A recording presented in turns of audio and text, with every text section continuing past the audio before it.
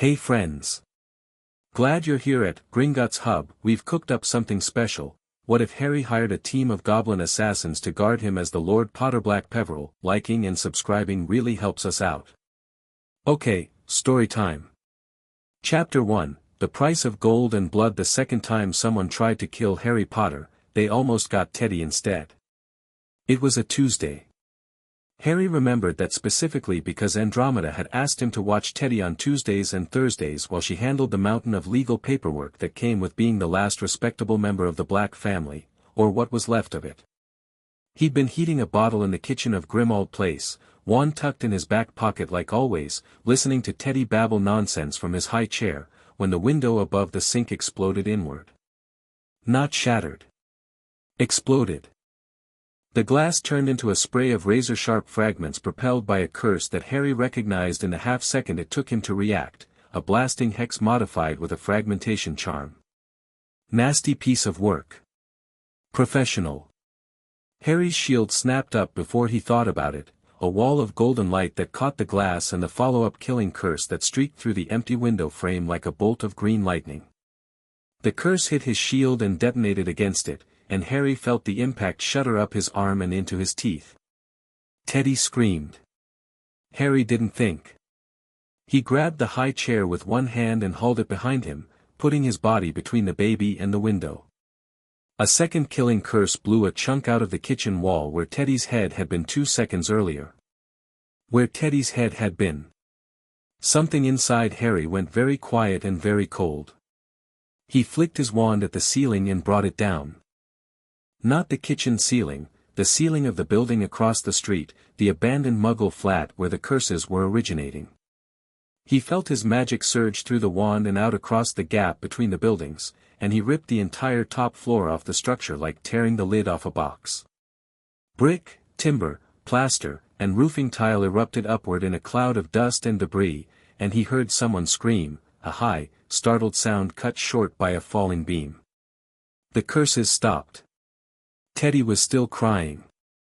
Harry picked him up with shaking hands and held him against his chest, and the baby's hair cycled through colors, blue to red to white to black, the way it always did when he was frightened.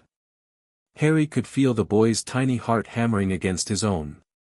"It's okay," Harry said, and his voice sounded strange in his own ears.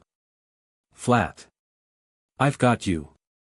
He stood in the ruined kitchen of number 12 Grimmauld Place, glass crunching under his boots, and looked at the hole in the wall where a killing curse had nearly murdered a 7-month-old baby, and he made a decision. He was done. The first attempt had been 9 days after the Battle of Hogwarts. Cruder, a poisoned letter delivered by a rented owl. Harry had only survived because Creature had intercepted it, his old house elf instincts apparently including a nose for toxins that could kill through skin contact. The letter had no return address. The poison was goblin-made, according to St. Mungo's, which meant expensive and nearly undetectable. Someone with serious resources wanted him dead. Harry had reported it to the Aurors. Specifically, he'd reported it to Kingsley Shacklebolt, who was serving as interim minister and who had promised, personally, that it would be investigated. That was 3 weeks ago. He'd heard nothing since. After the second attempt, after someone had fired killing curses through his kitchen window at a baby, Harry went to the ministry in person. He walked through the atrium and every single person he passed either stared at him with open awe or flinched away, and he hated both reactions with equal intensity. He took the lift to the minister's office and was told by a smiling secretary that Minister Shacklebolt was unavailable. "He's in a meeting," she said brightly. "Someone tried to kill me this morning," Harry said. "And nearly killed my godson. A baby." The secretary's smile flickered. "I'll let him know you stopped by, Mr. Potter." Harry stood there for a moment, looking at her. She was young, probably only a year or two older than him. She had a small ministry badge that said trainee on it and a copy of the Daily Prophet on her desk with Harry's face on the front page. The headline read, "Potter, Recluse or Renegade?" Underneath, in smaller text, "War hero refuses public appearances, fueling speculation about his mental state." "Right," Harry said. "Thanks. He left. He didn't go home. He went to the leaky cauldron, sat in a dark corner, and thought. 2 attempts in less than a month. Professional. Well-funded. And the ministry he had nearly died to protect, couldn't be bothered to investigate. Or wouldn't. The distinction mattered, and the more Harry thought about it, the more he suspected it was the latter. He pulled out a folded piece of parchment from his jacket. He'd found it in the Black family vault 2 days ago while looking for something else entirely, a letter from Sirius's grandfather, Arcturus Black, written in 1971 and addressed to no one in particular. It read like a memo to himself, a reminder of certain facts that Arcturus clearly thought might be useful someday. Harry had read it 4 times. The relevant passage was burned into his memory. The Potter, Black, and Peverell lordships have not been united under a single head since Ignotus Peverell's great-grandson married into the Potter line in the 14th century. Should they ever be consolidated again, the holder would command 3 seats on the Wizengamot, access to combined vaults estimated in excess of 400 million galleons, and, most critically, the right to invoke the Charter of Noble Arbitration, which permits a lord of 3 or more ancient and most noble houses to demand an independent investigation of any sitting minister, with the power of subpoena and compulsion. This is why they will never allow it to happen. Harry folded the letter and put it back in his pocket. He stared at his untouched butterbeer for a long time. Arcturus hadn't specified who they were. He hadn't needed to. The old families. The Wizengamot power brokers. The people who had sat in their comfortable seats while Voldemort murdered his way across Britain, who had hedged their bets and played both sides, and who were now, Harry was increasingly certain, moving to make sure the dangerously popular, dangerously powerful, dangerously unpredictable Harry Potter never consolidated enough authority to threaten their grip on magical Britain. Teddy's face swam in his mind. The hair cycling through colors. The tiny heartbeat. Harry finished his butterbeer, left gold on the table, and walked out into Diagon Alley. He turned left instead of right, away from the shops and toward the massive white marble building at the end of the street. He was going to Gringotts.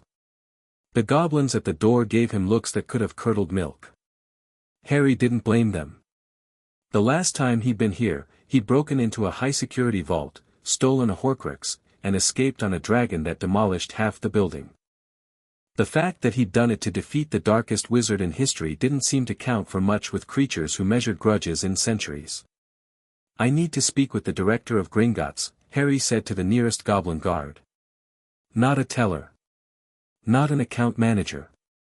The director." The goblin's lip curled. "And why would the director of Gringotts wish to speak with a thief?" "Because I'm about to make Gringotts a lot of money," Harry said. "And because what I'm going to propose has never been proposed by a wizard before." The goblin stared at him. Harry stared back. He was done being polite and patient and accommodating. He was done waiting for people to do the right thing. "Wait here," the goblin said, and vanished through a side door. Harry waited. The main hall of Gringotts was cavernous and cold, the marble floors polished to a mirror shine, the chandeliers overhead burning with a light that seemed slightly too white, slightly too sharp. Witches and wizards conducted their business at the long counter, attended by goblin tellers who weighed coins and scratched figures in enormous ledgers. Nobody looked at Harry. He preferred it that way. 10 minutes passed. Then 20. Harry didn't sit down. He didn't shift his weight or check his watch. He stood perfectly still and waited, because he knew the goblins were watching him, probably from a dozen hidden vantage points, and he wanted them to see someone who was not going to be rattled by a bit of waiting. At 32 minutes, the side door opened and a different goblin emerged, older, better dressed, wearing robes of dark burgundy with gold thread at the cuffs. He was missing 2 fingers on his left hand and had a scar that bisected his face from temple to jaw. His eyes were black and sharp and utterly without warmth. "Lord Potter," the goblin said, and Harry noticed the use of the title. "I am Director Ragnarok. Follow me." Harry followed him through the side door, down a corridor carved from raw stone, and into an office that was nothing like what he expected. No gold. No opulence. The room was sparse, a stone desk, 2 chairs, a single lamp. The walls were covered in weapons. Swords, axes, daggers, things Harry didn't have names for, all arranged with the precise care of someone who considered them beautiful. Ragnar sat behind his desk and gestured to the opposite chair. Harry sat. "You broke into my bank," Ragnar said. "Yes." "You stole from a client's vault." "Yes." "You destroyed significant portions of our infrastructure and freed a security dragon." "Also yes." Ragnar regarded him with an expression that might have been anger or might have been curiosity. On a goblin's face, they looked remarkably similar. "And now you come to me," Ragnar said, "speaking of money and unprecedented proposals. You have considerable nerve, Lord Potter. I have not decided whether that is admirable or suicidal." "I need to formally claim my lordships," Harry said. "All 3. Potter, Black, and Peverell." Something shifted in Ragnar's expression. A flicker, there and gone. "That is a simple administrative matter. You did not need the director for that." "No," Harry agreed. "But I need the director for what comes next." He leaned forward. "Someone is trying to kill me, Director Ragnar. 2 attempts in 3 weeks. The second one nearly killed my infant godson. The ministry won't investigate. I believe the people behind the attempts are connected to elements within the ministry itself." "This is a wizard problem," Ragnar said. "Gringotts does not involve itself in wizard politics." "I'm not asking Gringotts to involve itself in wizard politics. I'm asking Gringotts to sell me a service." Harry held Ragnar's gaze. "I want to hire a Nightfong team." The silence that followed was absolute. Ragnar did not move. He did not blink.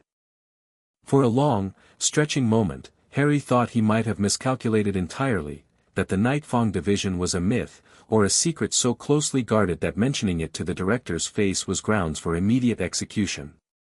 Then Ragnar laughed. It was not a pleasant sound. It was short and sharp, like a bark, and it had no humor in it at all. "Who told you about the Nightfong?" Ragnar asked. "The Black family archives.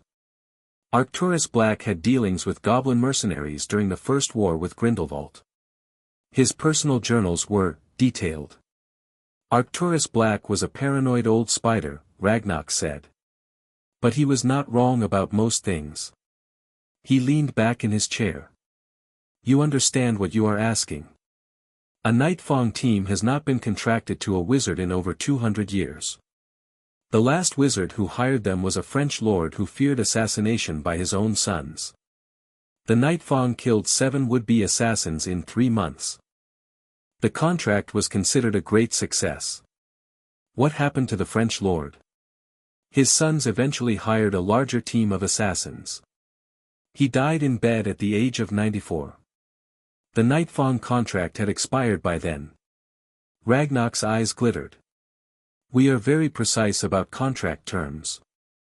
"I don't want a 3-month contract," Harry said. "I want an ongoing retainer. Open-ended. That will be extraordinarily expensive. I have 400 million galleons." Another silence. Ragnar's remaining fingers drummed once on the stone desk. "You have not yet formally claimed the lordships," Ragnar said. "Until you do, the Peverell and Black vaults remain sealed. Then let's do that first." Ragnar studied him for a long moment. Then he reached under his desk and produced a stone basin, not a pensieve, but something older, rougher, carved with runes that Harry didn't recognize. Beside it, Ragnar placed 3 rings on the desk. The first was gold, set with a ruby, the Potter ring. The second was silver, set with a black diamond, the black ring. The third was the oldest, a band of some dark metal that seemed to absorb the light around it, set with a stone that Harry recognized with a jolt. It was the same symbol. The triangle, the circle, the line. The Deathly Hallows. The Peverell Ring. Blood, Ragnarok said, and produced a silver knife. 3 drops in the basin. If the magic accepts you, the rings will come to your fingers. If it does not. He shrugged. Try not to bleed on my desk. Harry took the knife and cut his palm without hesitation. 3 drops of blood fell into the basin, and the runes carved into its surface flared with white light, then gold, then a deep, resonant black that Harry felt in his bones. The 3 rings flew off the desk like startled birds. The Potter ring found his right ring finger. The black ring found his left ring finger. The Peverell ring found his right index finger, and when it settled there, Harry felt something vast and ancient and immensely powerful click into place somewhere deep in his chest, like a key turning in a lock he'd never known was there. His magic surged. He felt it rise like a tide, filling every corner of his body, and the lamp on Ragnarok's desk flickered and the weapons on the walls rattled in their mounts and the very stone beneath his feet seemed to hum. Then it subsided, and Harry was just Harry again, except he wasn't. He could feel it. The lordships were real, they were his, and they carried a weight that was more than political, more than financial. There was magic in the old titles, old blood magic that the ministry had spent centuries trying to make everyone forget. Well, Ragnarok said, and for the first time, his expression held something that wasn't disdain or calculation. It looked almost like respect. Lord Potter-Black-Peverell. The vaults are yours. All of them. He paused. Including several the ministry does not know exist. I want the Nightfong team, Harry said. Name the price. 50,000 galleons per month. Non-negotiable. You will also pay for all equipment, supplies, and incidental expenses. If a member of the team is killed in your service, you will pay a death price of 1 million galleons to their family. If a member of the team is insulted or disrespected by you or anyone in your household, the contract is void and the team will leave. Goblins are not servants. They are not bodyguards. They are professionals engaged under a mercenary contract, and you will treat them accordingly. Agreed, Harry said without hesitation. Ragnarok's eyes narrowed. You did not negotiate. I don't need to. The price is fair and you know it, and I have the gold. More importantly, Harry met his gaze squarely. I'm not hiring servants. I'm hiring the best. If I wanted cheap, I'd hire wizards. Something extraordinary happened. The corner of Ragnarok's mouth twitched upward. It wasn't a smile, Harry didn't think Ragnarok's face was built for smiling, but it was adjacent to one. Wait here, Ragnarok said, and left the office through a door behind his desk that Harry hadn't noticed. Harry sat alone in the stone room and looked at the rings on his fingers. The Potter ruby caught the lamplight and threw tiny red sparks across the desk. The black diamond seemed to drink in the shadows. The Peverell ring did nothing at all, which was somehow the most unsettling of the 3. He thought about Teddy. About the glass exploding inward. About the green light that had missed a baby's head by inches. He thought about his parents, killed by a madman. About Sirius, killed by his cousin. About Remus and Tonks, killed in a battle that should have been 1 year earlier if anyone in power had had the courage to act. He thought about Dumbledore, who had known everything and done nothing until it was almost too late, who had raised Harry like a lamb for slaughter and called it love. He was done being the lamb. The door behind the desk opened, and 5 goblins walked in. The first through the door was clearly the leader. He was average height for a goblin, which meant he came up to Harry's chest, but there was nothing average about anything else. He was old. Not Ragnarok old, but old in a way that had been sharpened rather than dulled by time, like a blade that had been honed so many times it had become thinner and deadlier than the day it was forged. His skin was dark gray, the color of wet slate, and his face was a topographical map of scars, old ones, white and faded, layered over each other until they formed a pattern that was almost beautiful in its brutality. His eyes were pale amber, the color of honey held up to firelight, and they locked onto Harry with an intensity that made the hair on the back of his neck stand up. He wore black leather armor, not the ceremonial stuff Harry had seen on Gringotts guards, but real armor, scarred and scratched and clearly functional. At his hip hung a sword in a plain black scabbard. Nothing decorative. Nothing ornamental. Lord Potter-Black-Peverell, Ragnarok said from behind the group. This is Ragnarok Nightfong. Team leader. 43 confirmed contracts. No failures. Ragnarok didn't bow. He didn't nod. He looked at Harry the way a wolf looks at something it hasn't decided is food yet. You're young, Ragnarok said. His voice was like gravel being slowly crushed. I killed Voldemort when I was 17, Harry said. I know. You also died and came back, if the stories are true. Ragnarok's amber eyes didn't waver. Did you? Yes. Then you are either very lucky or very hard to kill. Both are useful. He stepped aside and gestured to the goblin behind him. My team. The second goblin was female, the first female goblin Harry had ever seen in a professional capacity, though he realized immediately that this said more about Goblin Society's public face than its reality. She was lean, angular, with clever dark eyes and long fingers that moved constantly, touching things, the hilt of a dagger at her belt, a pouch on her hip, the edge of her own sleeve. She wore the same black leather armor as Ragnarok but carried no visible sword. Instead, she had dozens of small sheaths and pouches strapped across her chest and thighs, like a tailor's mannequin designed by a paranoid apothecary. Skarl, Ragnarok said. Poisons. Infiltration. If it can be killed quietly, she kills it quietly. Skarl looked at Harry and tilted her head. You smell like baby sick, she said. I was feeding my godson when someone tried to murder us both this morning. Ah. She nodded as if this were a perfectly reasonable explanation. The baby is a metamorphmagus, yes? I read the file. There's a file. We are professionals, Skarl said, as if this answered the question. It did. The third goblin came through the door and Harry had to physically stop himself from stepping back. This one was enormous. Not enormous for a goblin, enormous by any standard. He stood nearly 7 feet tall, with shoulders so broad he had to turn sideways to fit through the doorframe, and arms that were thicker than Harry's thighs. His skin was a deep, mottled green-gray, and his face was flat and broad, with a jaw that looked like it had been carved from a boulder by someone who didn't believe in subtlety.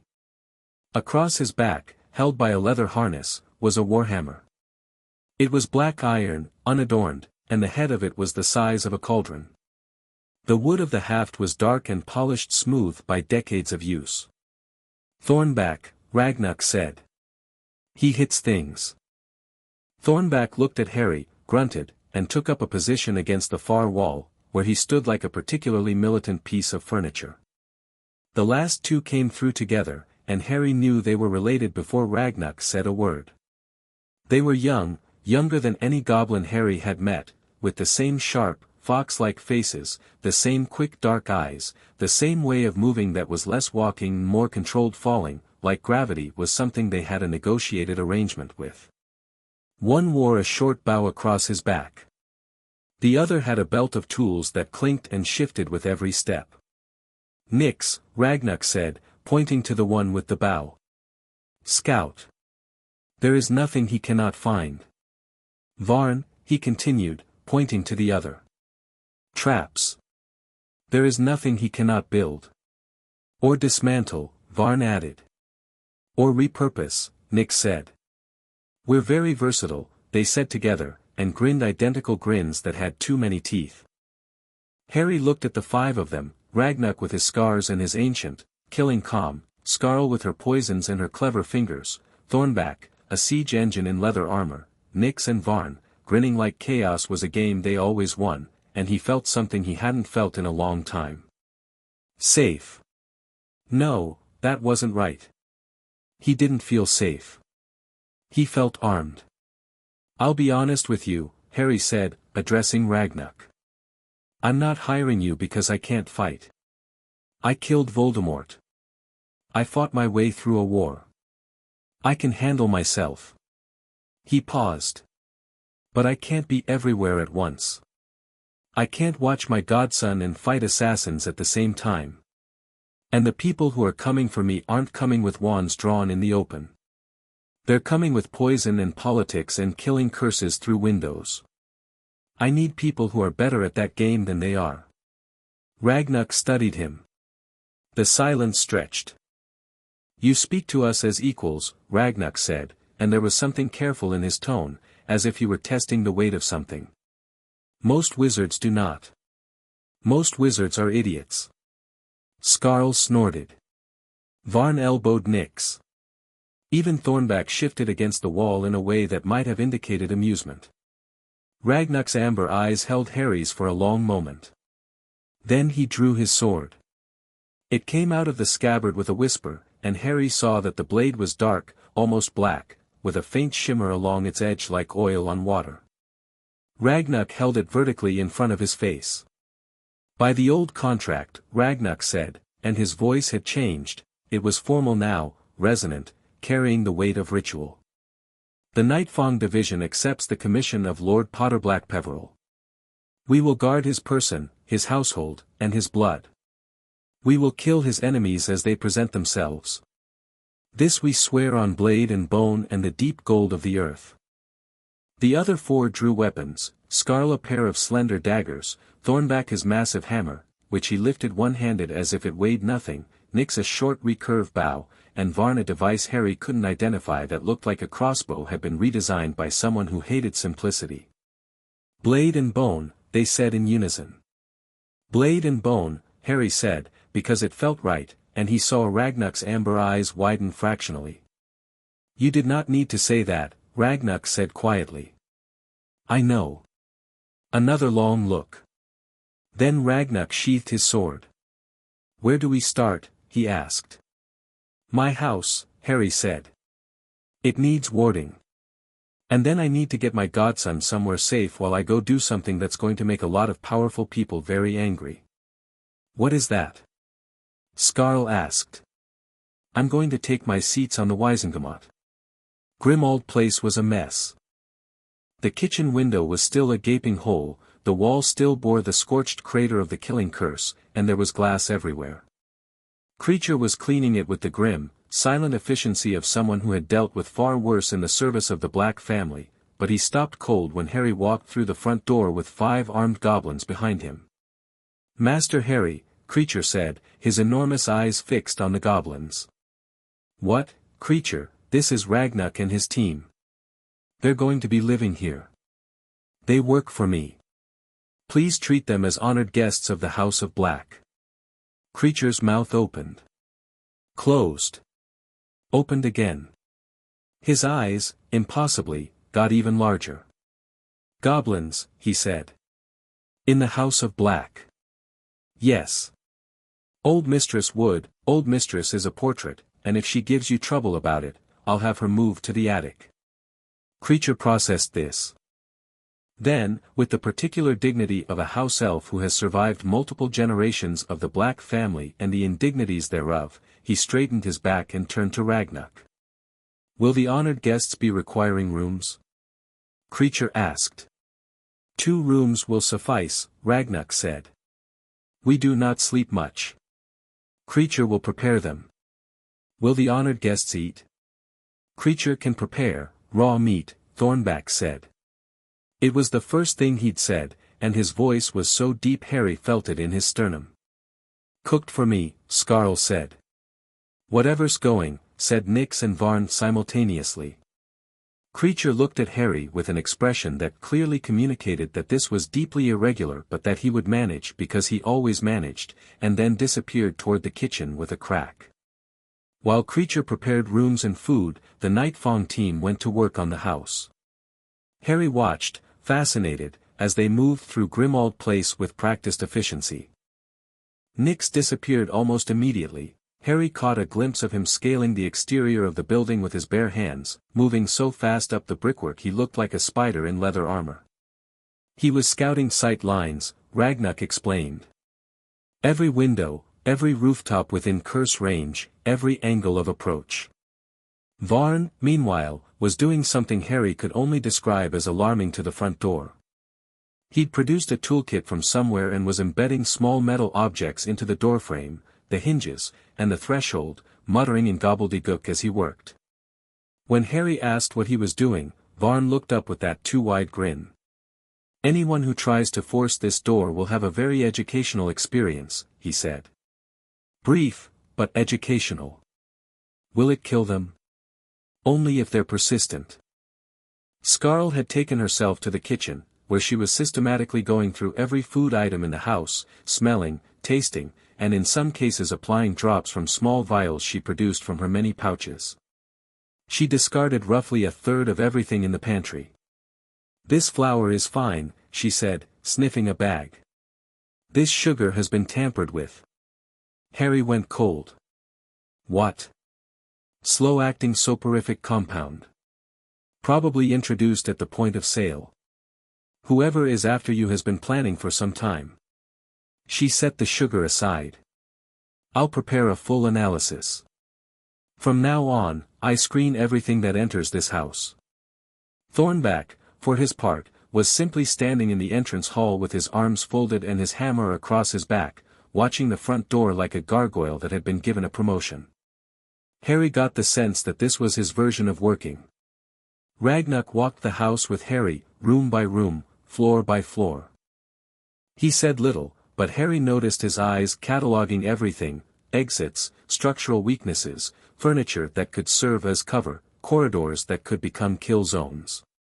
When they reached the top floor, where Teddy's nursery was, Ragnar spent a long time standing in the doorway, studying the room.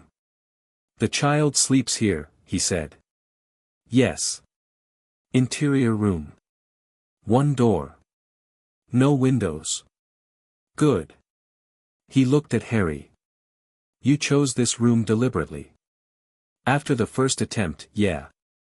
Ragnar nodded. "I will ward this room personally." Goblin wards. They are different from wizard wards, older and more aggressive. If someone breaches them, they will not receive a warning. They will receive a blade. A literal blade? Several. Ragnar looked at the crib where Teddy was sleeping, his hair a peaceful, dreaming blue. Something shifted in the old goblin's expression. It was subtle, a loosening of something tight around his eyes. "Among my people, those who harm children are given to the deep tunnels. The things that live there are very old and very patient." Harry looked at Ragnar and understood that this was not a threat or a boast. It was a statement of values. "Thank you," Harry said. "Do not thank me. You are paying me. I'm thanking you anyway." Ragnar made a sound that might have been a grunt of acknowledgement or might have been the goblin equivalent of an eye roll. He turned and walked back down the stairs, and Harry followed, and as they descended, he heard Ragnar mutter something in gobbledygook. "What was that?" Harry asked. "I said you are a strange wizard. Coming from a goblin assassin, I'll take that as a compliment." Ragnar didn't respond, but Harry thought, he saw the old warrior's scarred mouth twitch. That evening, after Andromeda had been contacted and the situation explained, she had gone very pale and very quiet, and then she had hugged Harry so hard he felt his ribs creak, and after Teddy had been fed and changed and put to bed in his newly goblin-warded nursery, Harry sat in the dining room of Grimmauld Place with the Nightfong team and ate dinner. It was the strangest meal of his life, and that included the time he'd eaten Hagrid's rock cakes. Creature had produced a surprisingly excellent spread: roast chicken, potatoes, greens, and for Thornback, an entire raw side of beef that the enormous goblin consumed with a methodical intensity that was both impressive and slightly horrifying. Scarl ate delicately, cutting her food into precise, tiny pieces. Nix and Varn ate everything within reach with the enthusiasm of teenagers and the table manners of velociraptors. Ragnar ate slowly and sparingly, as if food were an obligation rather than a pleasure. "Tell me about the political situation," Harry said, because he needed to understand the battlefield before he walked onto it.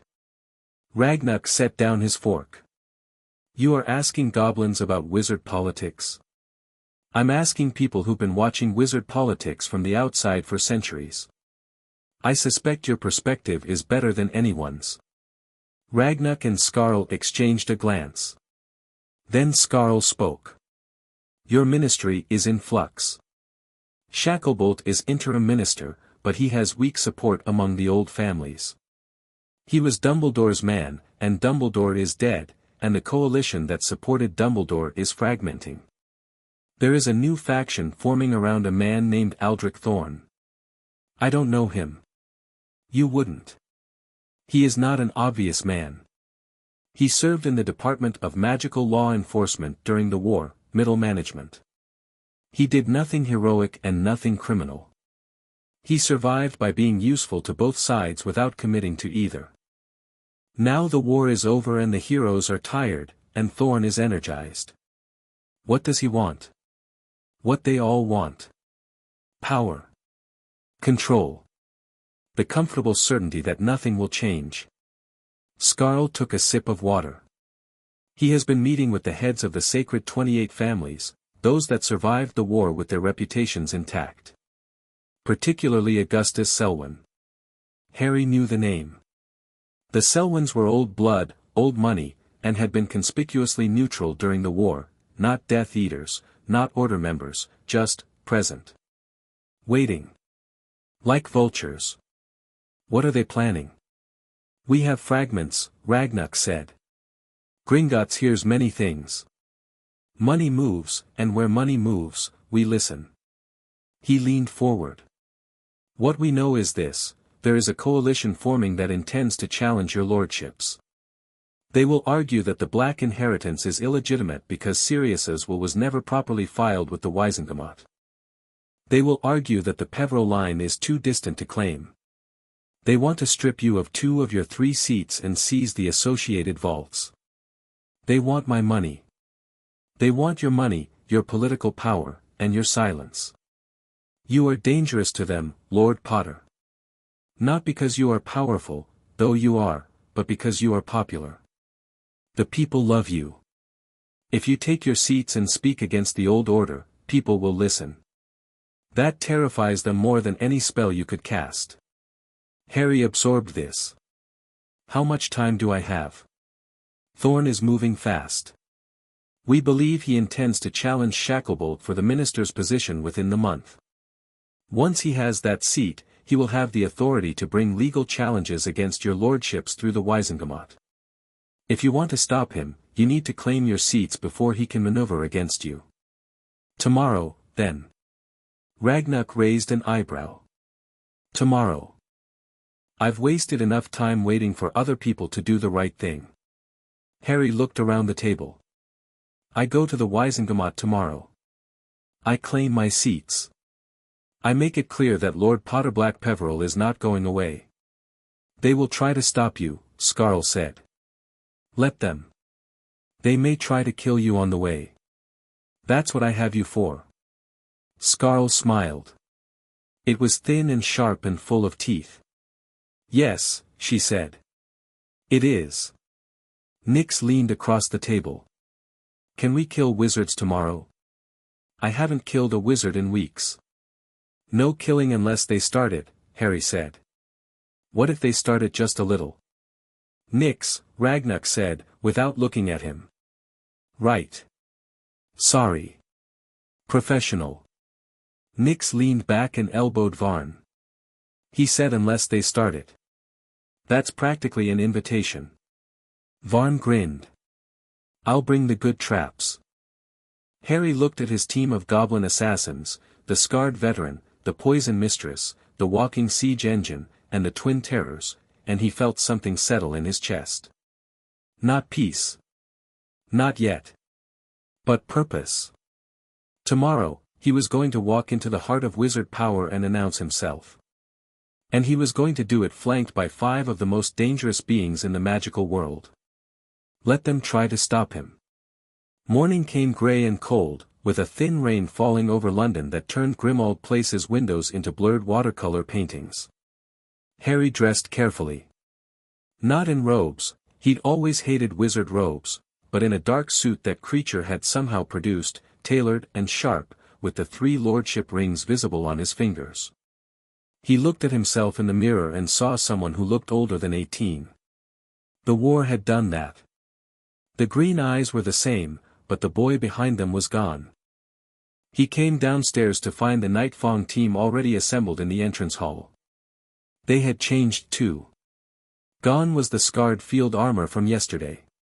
They wore formal battle dress, black leather and dark metal, polished but not decorative, with their weapons displayed openly. Ragnar's sword was at his hip. Skarl's daggers glinted across her chest. Thornback's hammer was across his back, and in the dim light of the hallway, Harry could see faint runes etched into its iron head, pulsing with a soft, threatening glow. Nyx had his bow. Varn had 2 devices strapped to his forearms that Harry decided not to ask about.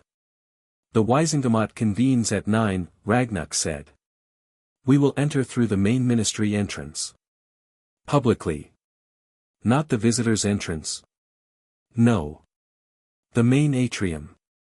I want every witch and wizard in that building to see us walk in. A show of force is only effective if it is seen. Harry nodded. He'd been thinking the same thing.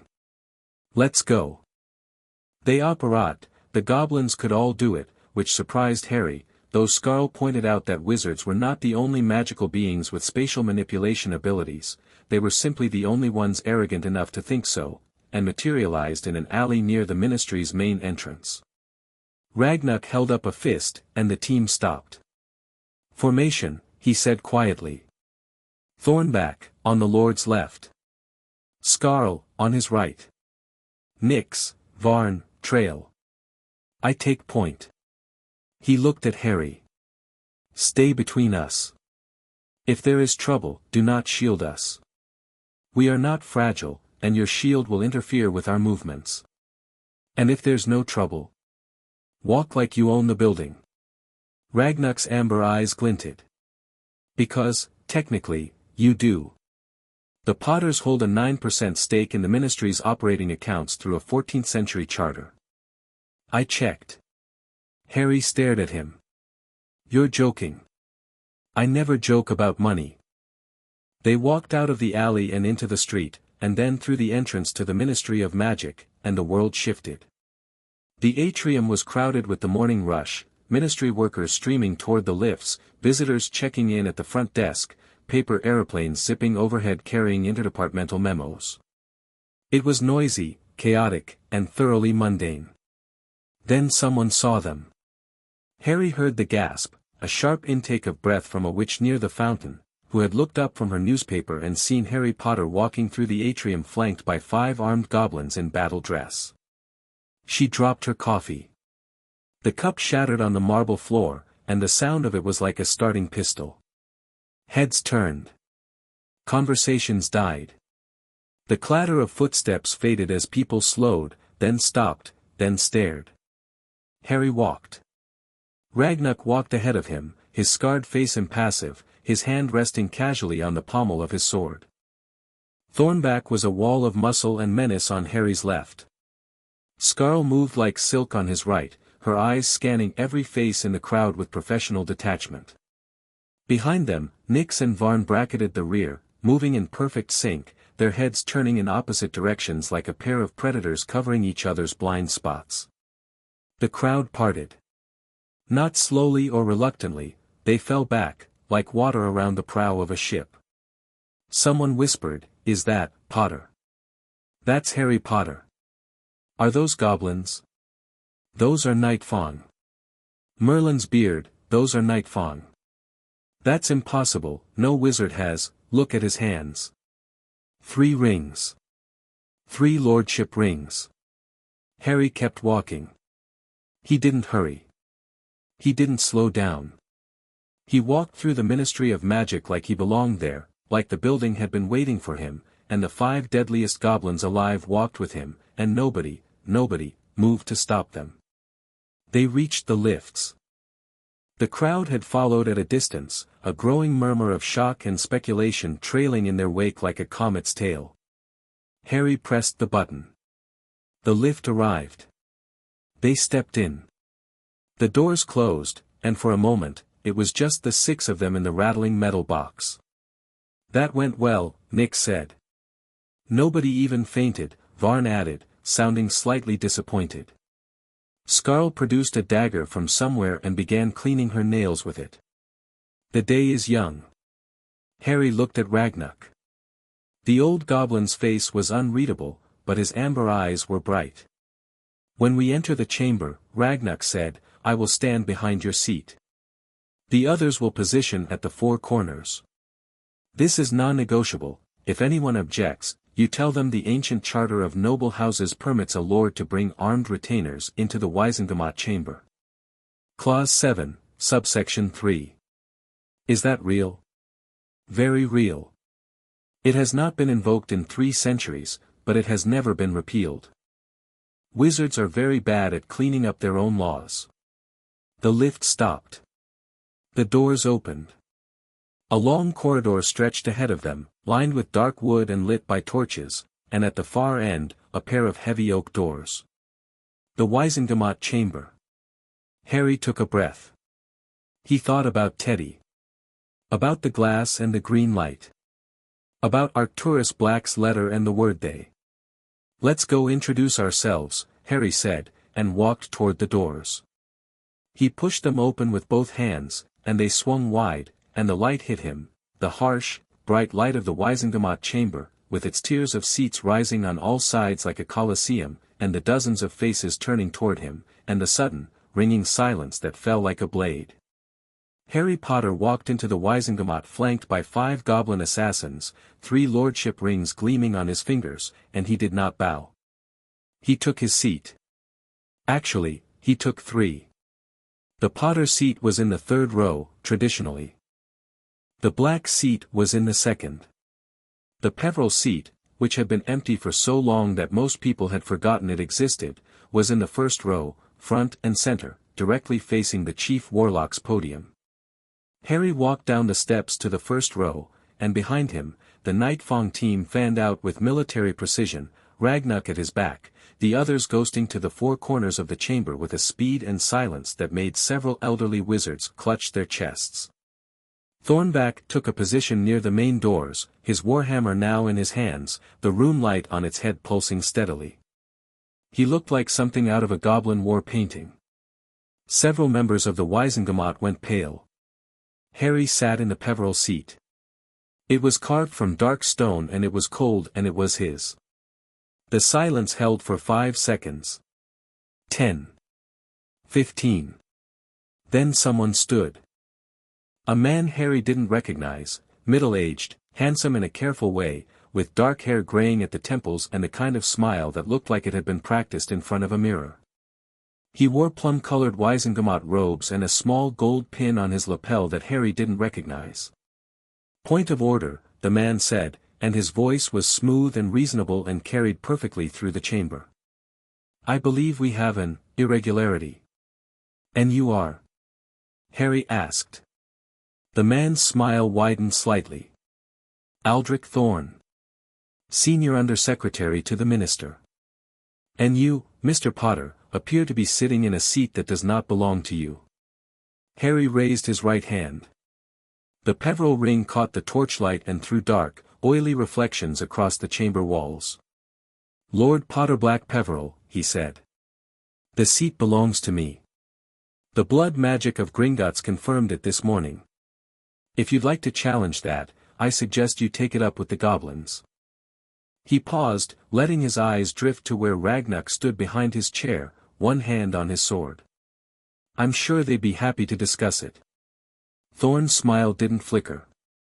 That told Harry everything he needed to know. This man had expected him.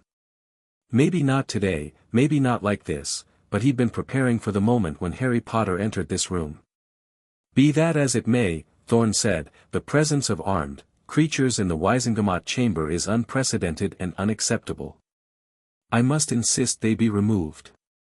"Ancient charter of noble houses," Harry said. Clause 7, subsection 3.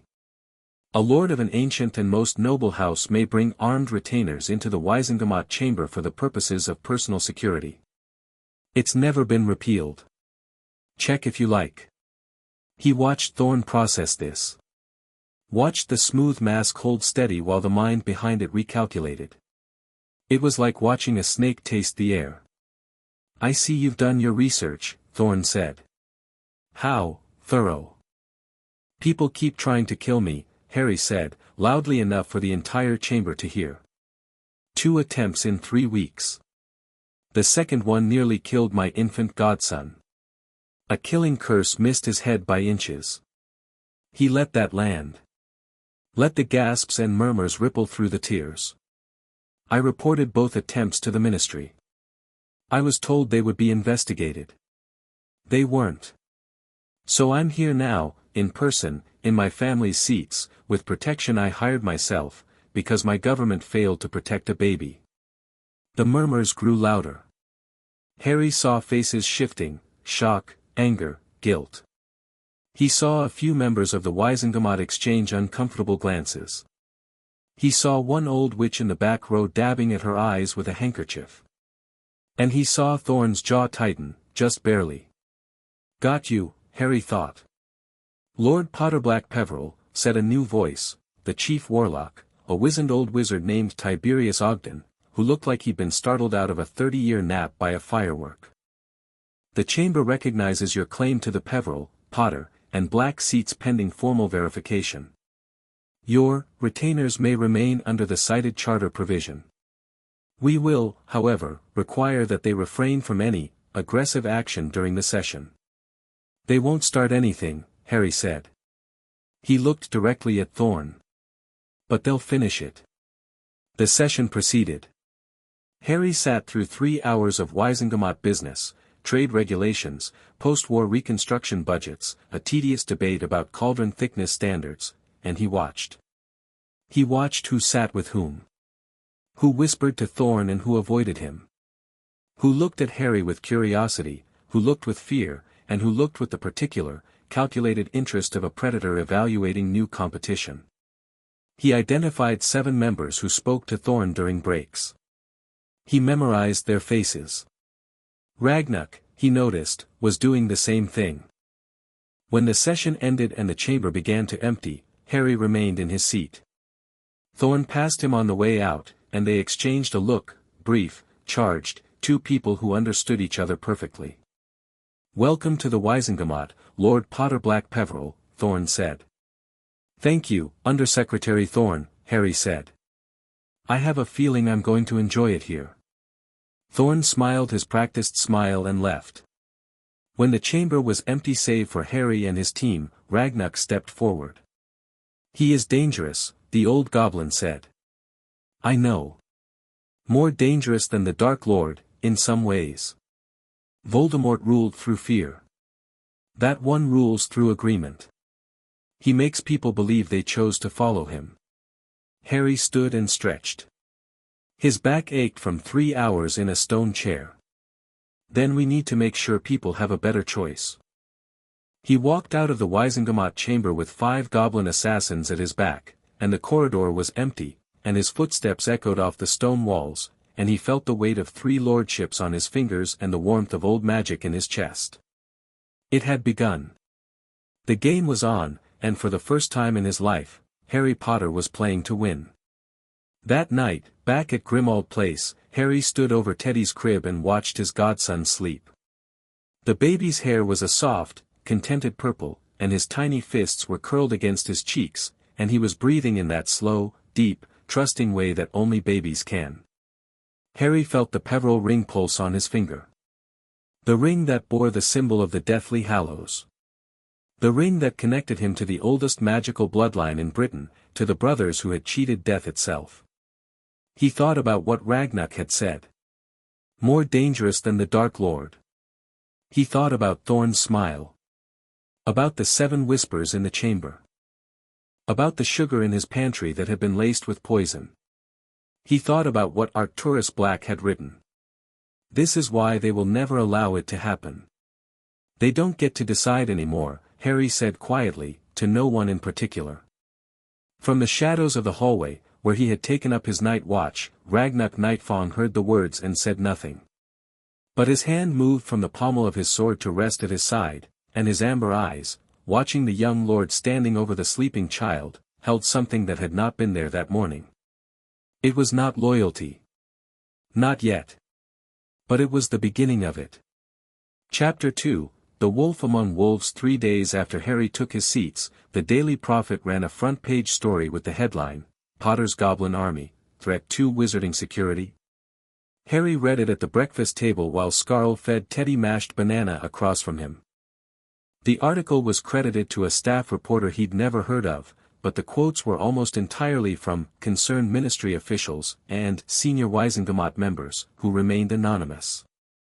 The thrust of it was straightforward. Harry Potter, traumatized war veteran of questionable mental stability, had hired a team of dangerous goblin mercenaries and was using ancient legal loopholes to circumvent ministry authority. Several experts were quoted on the historical dangers of armed goblins in proximity to wizarding governance. There was a sidebar about the goblin rebellions of the 18th century. They misspelled my name, Scarl said, reading over his shoulder. 2 L's. Scarl. Honestly. They called Thornback a monstrous creature of unknown origin, Nix reported from the doorway, where he was perched on the frame like a gargoyle. He's quite pleased about it. From the next room, Harry heard a deep grunt that confirmed this. Harry set the paper down. The article was exactly what he'd expected, the opening salvo. Thorn wasn't going to challenge Harry directly, not yet. First, he'd shape the narrative. Make Harry look unstable. Make the goblins look threatening. Get the public worried, get the Wizengamot skittish, and then move in with legal challenges that would seem reasonable rather than aggressive. It was smart. Harry hated how smart it was. Ragnuk, he called. The old goblin appeared in the kitchen doorway. He'd been somewhere in the house. Harry had learned that Ragnuk moved through Grimmauld Place like a ghost, appearing and disappearing with a silence that was frankly unnerving for someone his age. The propaganda has begun, Ragnuk said. He'd already read the paper. Of course he had. I need allies, Harry said. I can fight assassins and I can hold my seats, but I can't fight a media war and a political war at the same time. Not alone. You are not alone. You have us. Goblins showing up in more places will make the propaganda worse, not better. No offense. None taken. You are correct. Ragnuk sat down at the table, ignoring the chair that was too tall for him and instead sitting cross-legged on the table itself, which creature witnessed with visible anguish. You need a wizard ally. Specifically, you need someone who understands how the Wizengamot works from the inside. Someone with political connections among the old families. Someone who is not already associated with you. Ron and Hermione are war heroes. They are associated with you in every possible way. Anything they say will be dismissed as loyalty, not objectivity. Ragnuk's amber eyes were steady. You need someone from the other side of the board. Harry thought about that.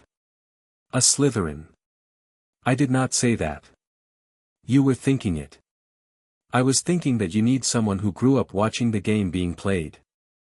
Someone who learned politics the way you learned combat, by living inside it.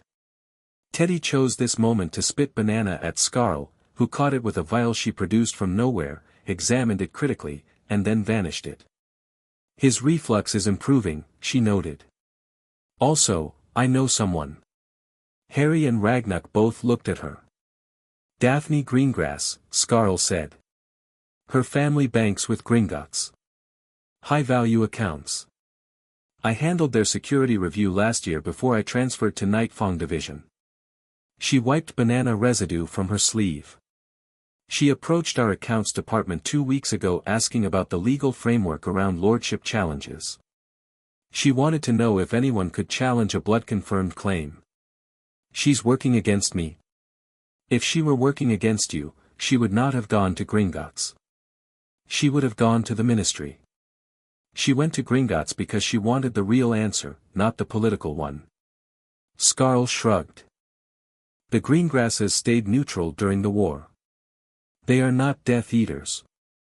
They are not Order. They are survivors. That doesn't make them trustworthy. It makes them practical. Practical people can be worked with. Harry looked at Ragnuk. The old goblin was watching Skarl with something that might have been approval. Set up a meeting, Harry said. The meeting happened that afternoon, in a private room at the Leaky Cauldron that Varn had spent 2 hours sweeping for listening charms, surveillance spells, and what he called nosy architecture. Apparently some buildings in magical Britain had been enchanted centuries ago to eavesdrop on their occupants.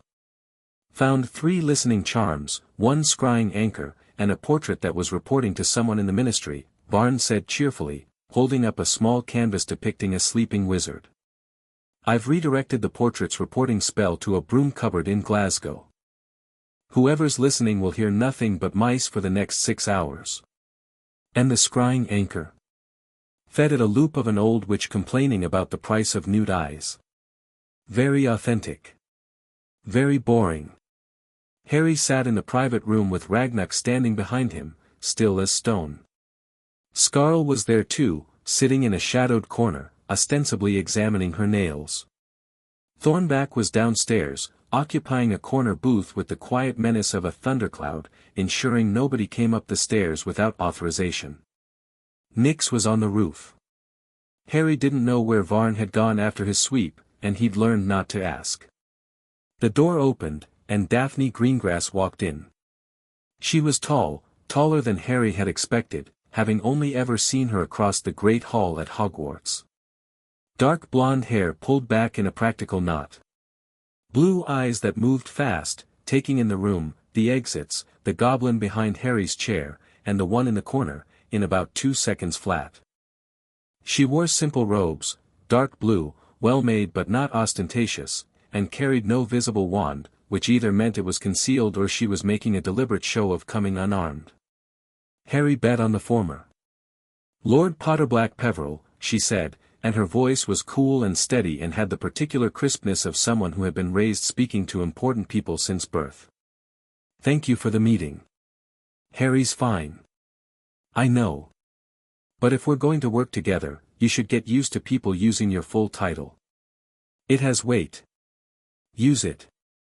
She sat down across from him without being invited, which Harry found he respected. You know who I am. Daphne Greengrass.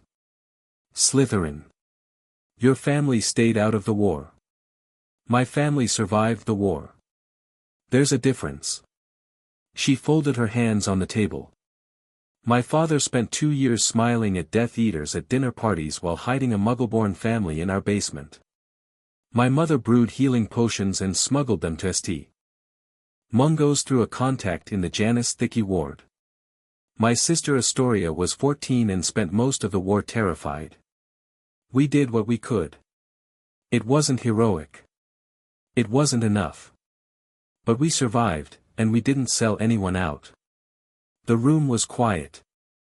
Harry studied her face and saw no performance in it, no calculation. Just a flat, honest accounting of facts she wasn't ashamed of but wasn't proud of either. Why did you ask Gringotts about lordship challenges? Harry asked.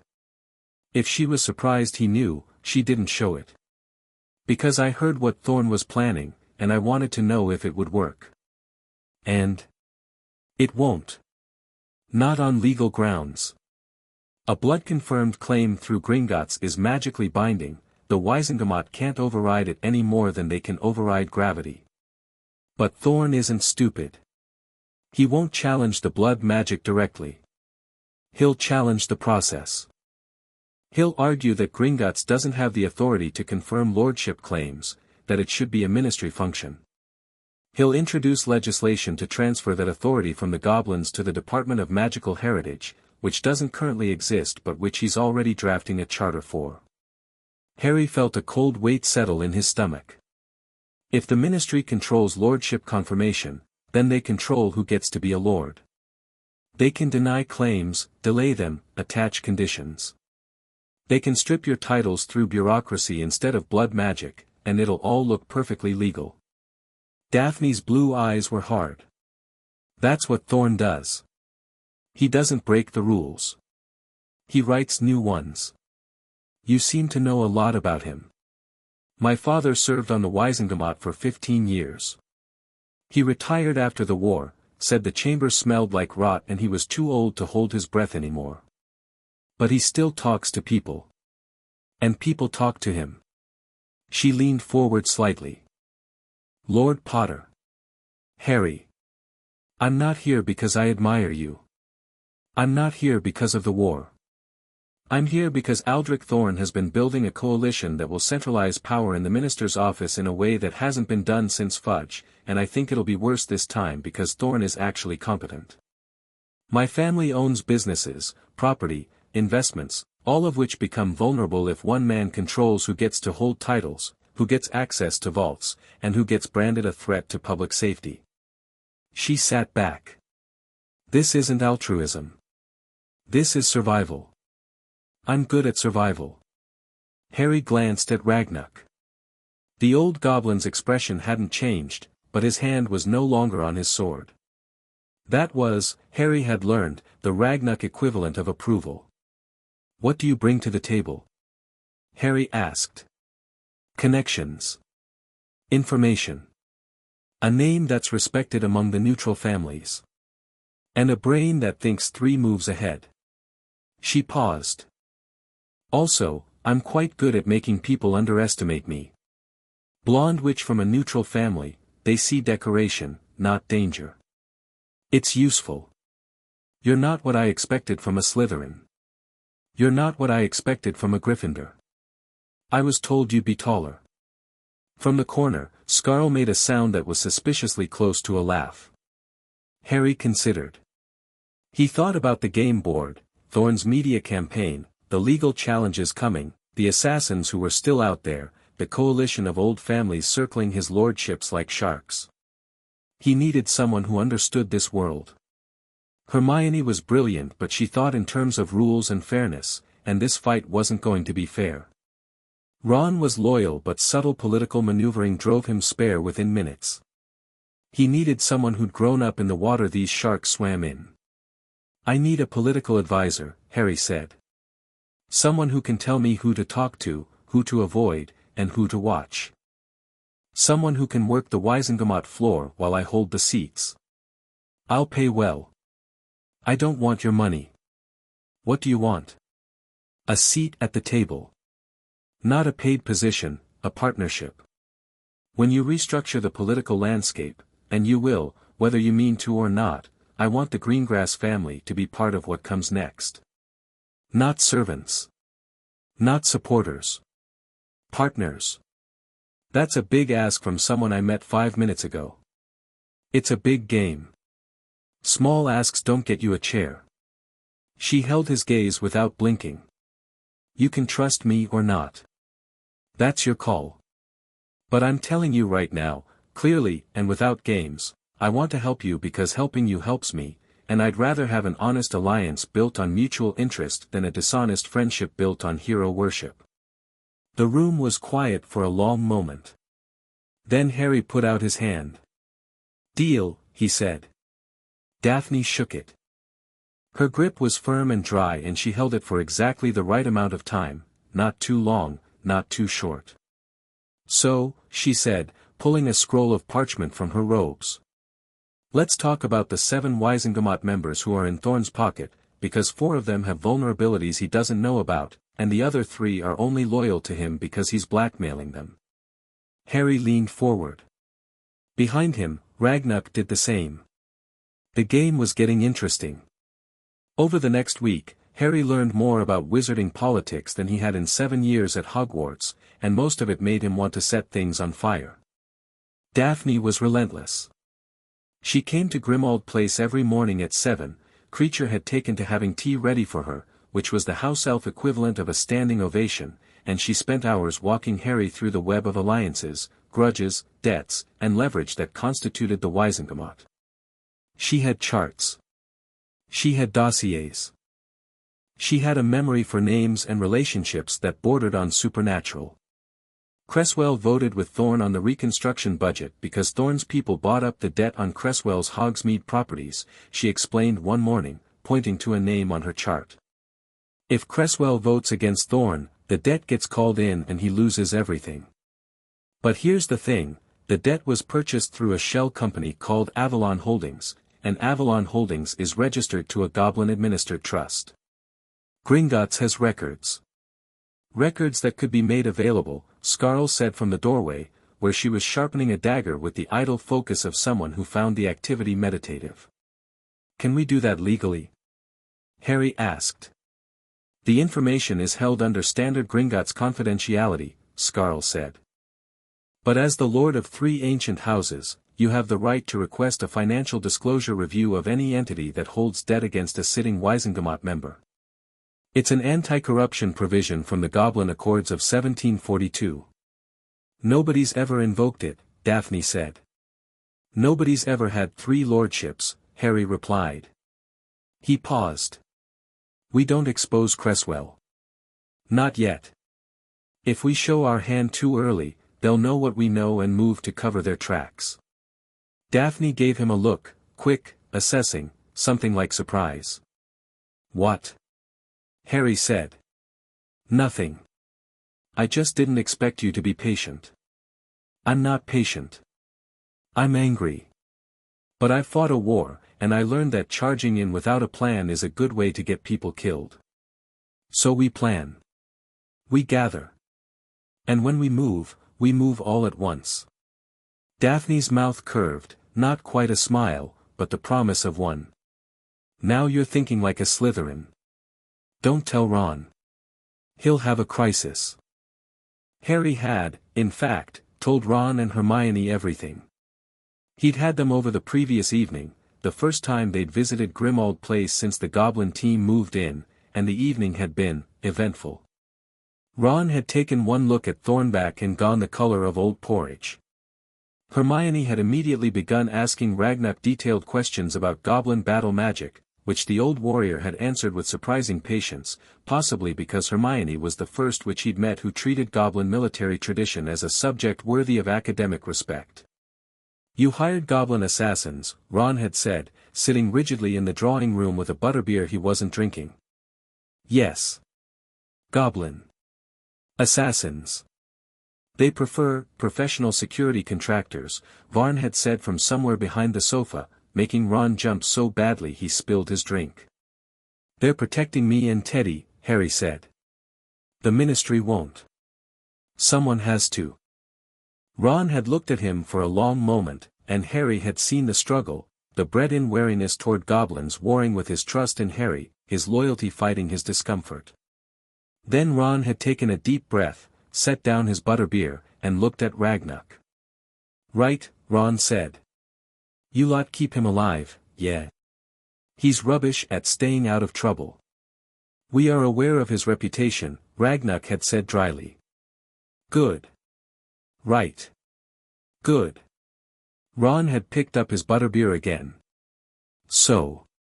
Goblin assassins. This is a thing that's happening. Fine. What's for dinner? And that had been that. Because Ron Weasley was many things, but disloyal wasn't one of them. Hermione, characteristically, had moved past the emotional phase in about 30 seconds and gone straight to strategic analysis. She'd spent 2 hours with Daphne's charts and emerged with a list of legal precedents that could be used to defend Harry's lordships, a draft letter to the International Confederation of Wizards raising concerns about ministry overreach, and a scheduling conflict she'd identified in Thorne's proposed legislation that would delay it by at least 2 weeks if properly exploited. She's terrifying, Daphne had told Harry afterward with what sounded like genuine admiration. She once kept a journalist in a jar for a year, Harry said. Don't get on her bad side. The second Wizengamot session Harry attended was 9 days after the first. He walked in with the same formation, Ragnar at point, Thornback and Scarl flanking, Nyx and Varn trailing, and this time the stares were different. Less shocked. More wary. People had read the Prophet articles. They'd heard the rumors. They'd had time to form opinions, and Harry could see those opinions written on faces as he descended to the Peverell seat. Fear. Curiosity. Resentment. And from a small number, a handful scattered through the tiers, something that looked like hope. Thorn was already seated.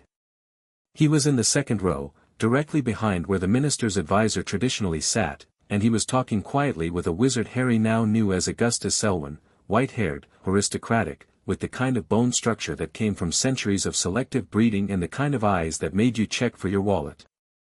Selwyn was the head of what Daphne called the Bold Guard, the surviving sacred 28 families who had navigated the war with their fortunes and reputations more or less intact.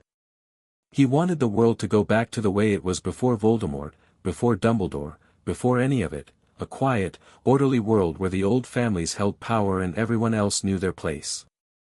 Harry took his seat. The session began with routine business. Harry was learning that the Wizengamot spent roughly 80% of its time on things that would bore a sleeping flobberworm, and he sat through it, watching, noting, cataloging. The first sign of trouble came 40 minutes in. Thorn stood during open motions. "I move to introduce the Magical Heritage Preservation Act," he said, his smooth voice carrying through the chamber. "A comprehensive piece of legislation aimed at protecting our most sacred institutions and traditions in the wake of the recent conflict." He produced a scroll and began to read. Harry listened, and beside him, Daphne, who had obtained a visitor's pass and was seated in the gallery directly above his position, was listening too. The legislation was brilliant. Harry hated it. On the surface, it was about preserving magical heritage. It proposed the creation of a Department of Magical Heritage that would oversee the proper administration of lordship titles, family vaults, and ancient charters.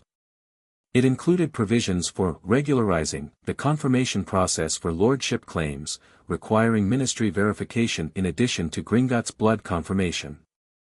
It proposed a review of all dormant or consolidated lordships to ensure they were properly administered in accordance with modern standards. Every single provision was aimed at Harry. None of them mentioned him by name. "It's a scalpel," Daphne had warned him 3 days ago, when her sources had gotten her an advance copy. "He's not coming at you with a hammer. He's going to cut your power away piece by piece, and each cut will look reasonable. Each cut will have a justification. And by the time you're bleeding out, everyone will say it was just good governance." Harry stood. The chamber went quiet. When Harry Potter stood in the Wizengamot, people paid attention, and he was learning to use that. "I have questions about the proposed legislation," Harry said. Thorn smiled. "Of course, Lord Potter-Black-Peverell. The floor recognizes you. The Magical Heritage Preservation Act proposes transferring lordship confirmation authority from Gringotts to a new ministry department. Is that correct? It proposes a dual confirmation process. Gringotts would retain its traditional role, but the ministry would provide an additional layer of verification. An additional layer that could deny a claim even if the blood magic confirms it. Only in cases of irregularity or dispute. And who decides what constitutes an irregularity? A pause. Thorn's smile held steady, but Harry saw the calculation behind it, the rapid assessment of how much to reveal. The proposed Department of Magical Heritage would make those determinations, subject to Wizengamot oversight. And who would head this new department? That would be determined through the standard appointment process, which is controlled by the minister's office. Another pause. Longer this time. Harry could feel the chamber listening. "The minister makes appointments with Wizengamot confirmation," Thorn said, and there was a slight edge in his voice now, barely perceptible. "So the minister, whoever that happens to be, would appoint the person who decides whether lordship claims are valid. Essentially giving the minister's office veto power over who sits in this chamber." Harry let that sit for a moment. "That's not heritage preservation, Undersecretary Thorn. That's a power grab dressed in fancy robes." The silence after this was different. Charged. Harry heard muttering from the tiers, some angry, some approving. Thorn's mask cracked, just slightly. Not anger, something colder. Reassessment. Lord Potter-Black-Peverell speaks from inexperience, Thorn said, and his voice was gentle, understanding, the voice of a patient adult addressing a bright but naive child. The concerns he raises are understandable but misplaced. This legislation includes robust safeguards. I've read the legislation, Harry said. All 47 pages. The safeguards are advisory, not binding. The review board has no independent authority. The appeals process routes through the minister's office. Every check and balance in this document has an asterisk that leads back to the same place. He looked around the chamber. This is the same trick that's been played in this room for centuries. Wrap control in the language of protection. Sell authority as tradition. I watched Voldemort do it with blood purity. I watched the ministry do it with the Muggle-born Registration Commission. The packaging changes. The product doesn't. The comparison to Voldemort and the Registration Commission hit the chamber like a bludger. Several members who had been nodding along with Thorn's presentation physically recoiled. One witch in the fourth row made a sound like she'd been slapped. Thorn's face went very still.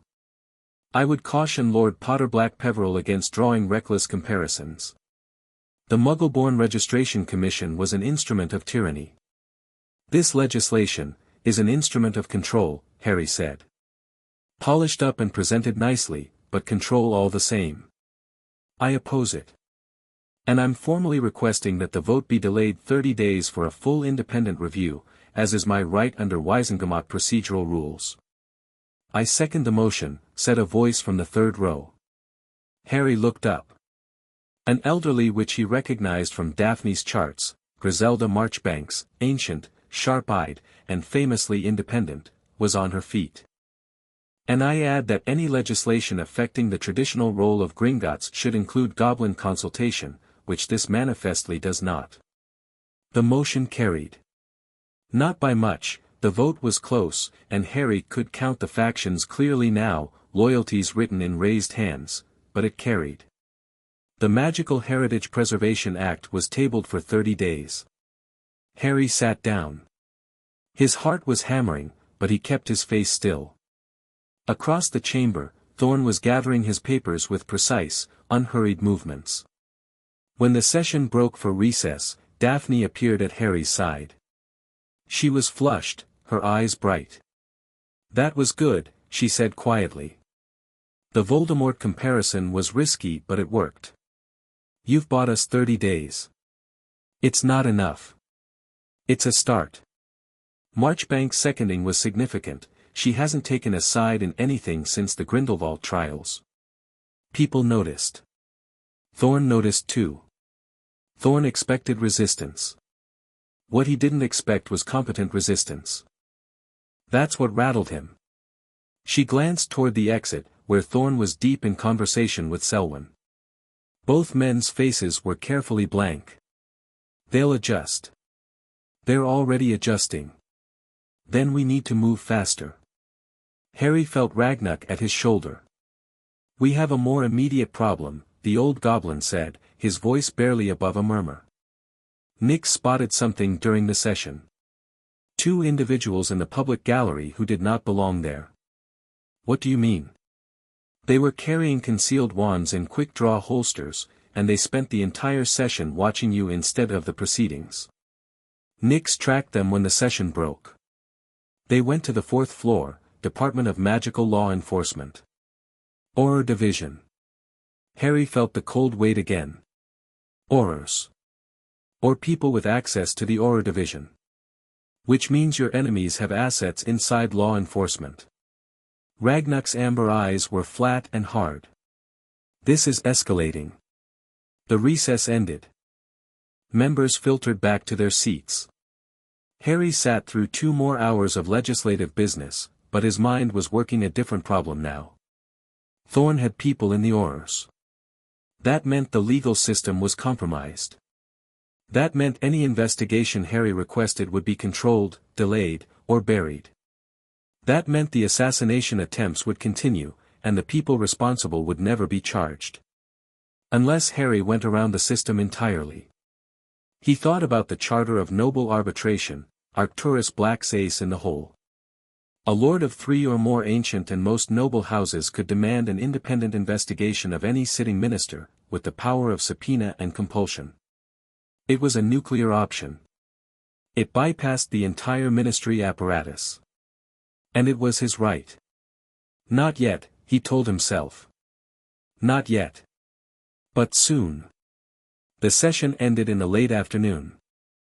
Harry's formation assembled around him, and they made their way through the corridors of the ministry toward the atrium. The halls were busy, end of the workday, people streaming in every direction, and Harry was aware of eyes on him from all sides. The Daily Prophet article had done its work. People stared at the goblins with fear, at Harry with a mix of awe and suspicion. They were halfway to the atrium when it happened. The attack came from 3 directions at once, and it came fast. Harry registered the first spell, a stunner, as a flash of red from his left. Ragnuk was already moving, his sword clearing its scabbard with that oily whisper, and the blade sliced through the stunner like it was made of paper. The curse split in half around the goblin and dissipated against the walls.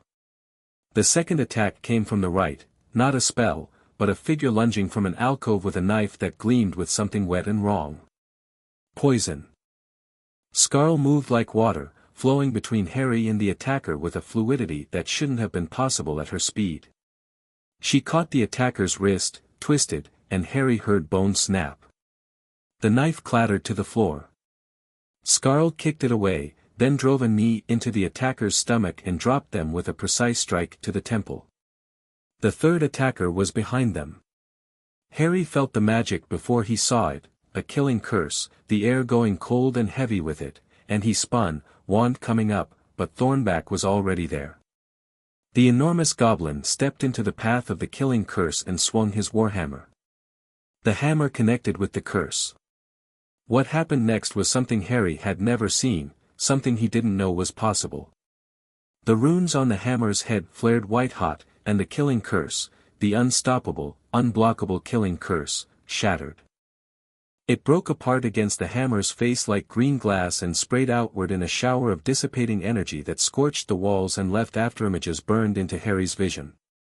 In the silence that followed, Thornback looked at the attacker, a masked wizard frozen in shock at what had just happened to his curse, and the enormous goblin grinned. It was the most terrifying thing Harry had ever seen. And Harry had seen Voldemort. Thornback crossed the distance between them in 2 strides.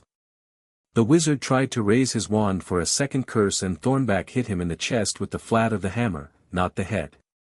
The blow launched the attacker off his feet and into the wall 15 feet behind him with a crack that Harry felt through the floor. The wizard slid to the ground and did not get up. It had taken 4 seconds. The entire attack, from first curse to last body hitting the floor, had taken 4 seconds. Ministry workers were screaming, scattering, pressing themselves against walls.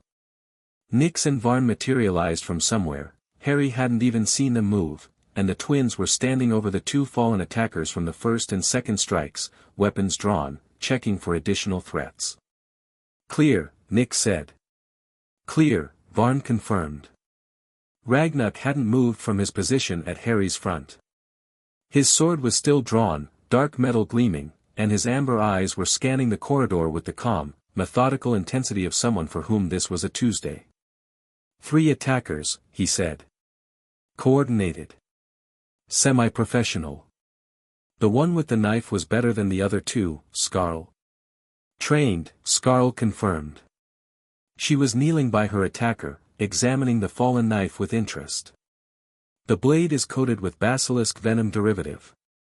Very expensive. Very lethal.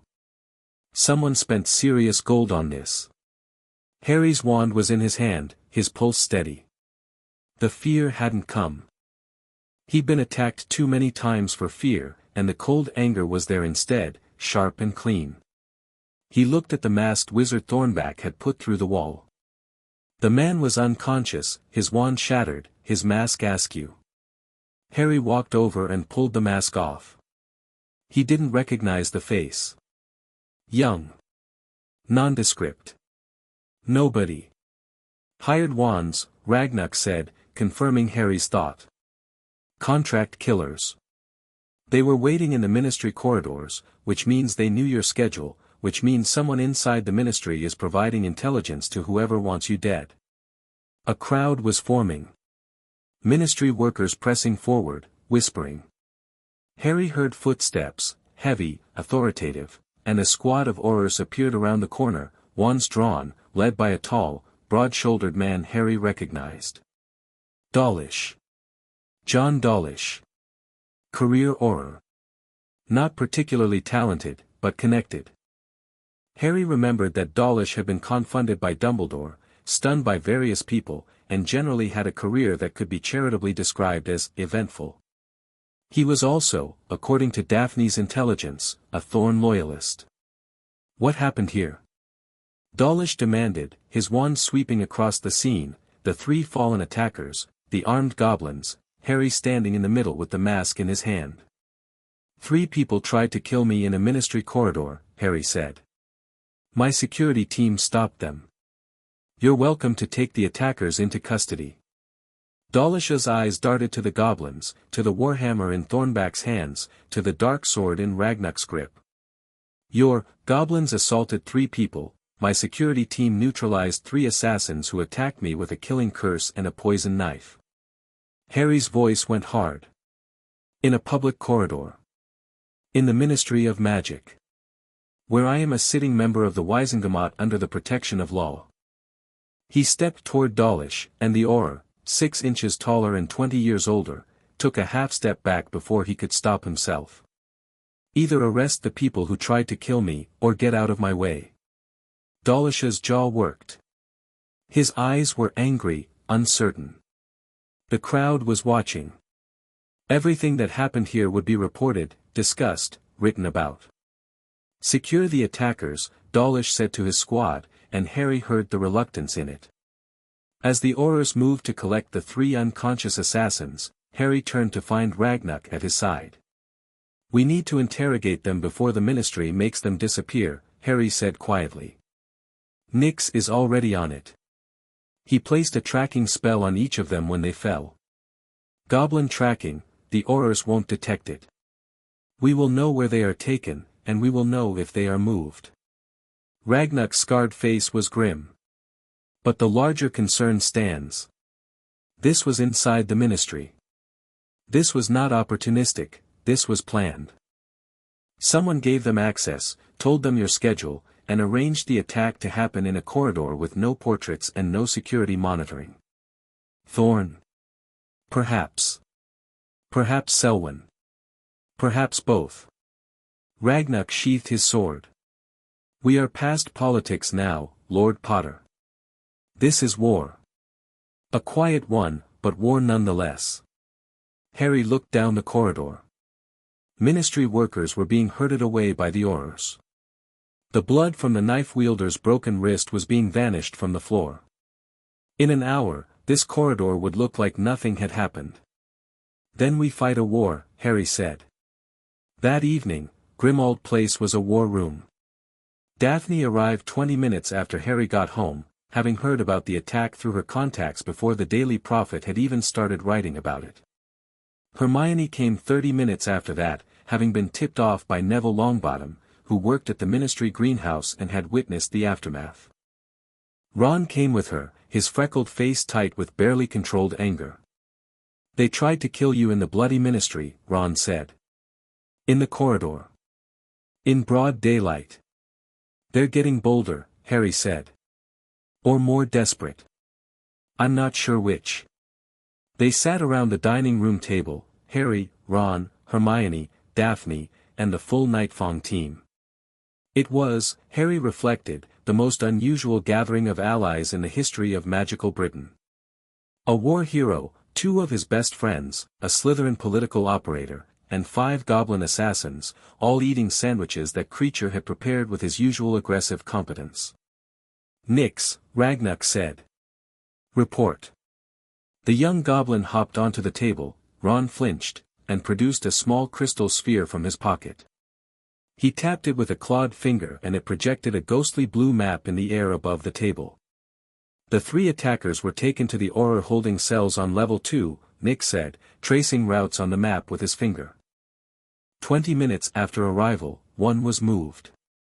Not to an interrogation room, to a private office on level 1. Minister's corridor. They're debriefing him in the minister's offices. Hermione said, her eyes wide. Not Shacklebolt's office. 1 floor down. Thorns. The table went quiet. That's not proof, Daphne said, but her voice was taut. An attacker being moved to that corridor could have explanations. Sure, Nick said. But the other 2 attackers were released. Released? Ron's voice cracked. 45 minutes after being taken into custody. Paperwork says, insufficient evidence for charges. They walked out the front door. I followed one of them to a flow point in Nocturne Alley. Lost him there, international flow, probably. The silence was heavier now. Harry looked around the table. Ron was red-faced and furious. Hermione looked like she was doing rapid calculations in her head. Daphne was pale, her mouth a thin line. The goblins were still. They released the people who tried to kill you, Hermione said slowly. Within an hour. And they took one of them to Thorn's corridor. The one they kept is the one who used the killing curse, Nix added. The one Thornback swatted. He's still there. I'd guess they're either interrogating him to find out what he knows, or they're making sure he doesn't talk.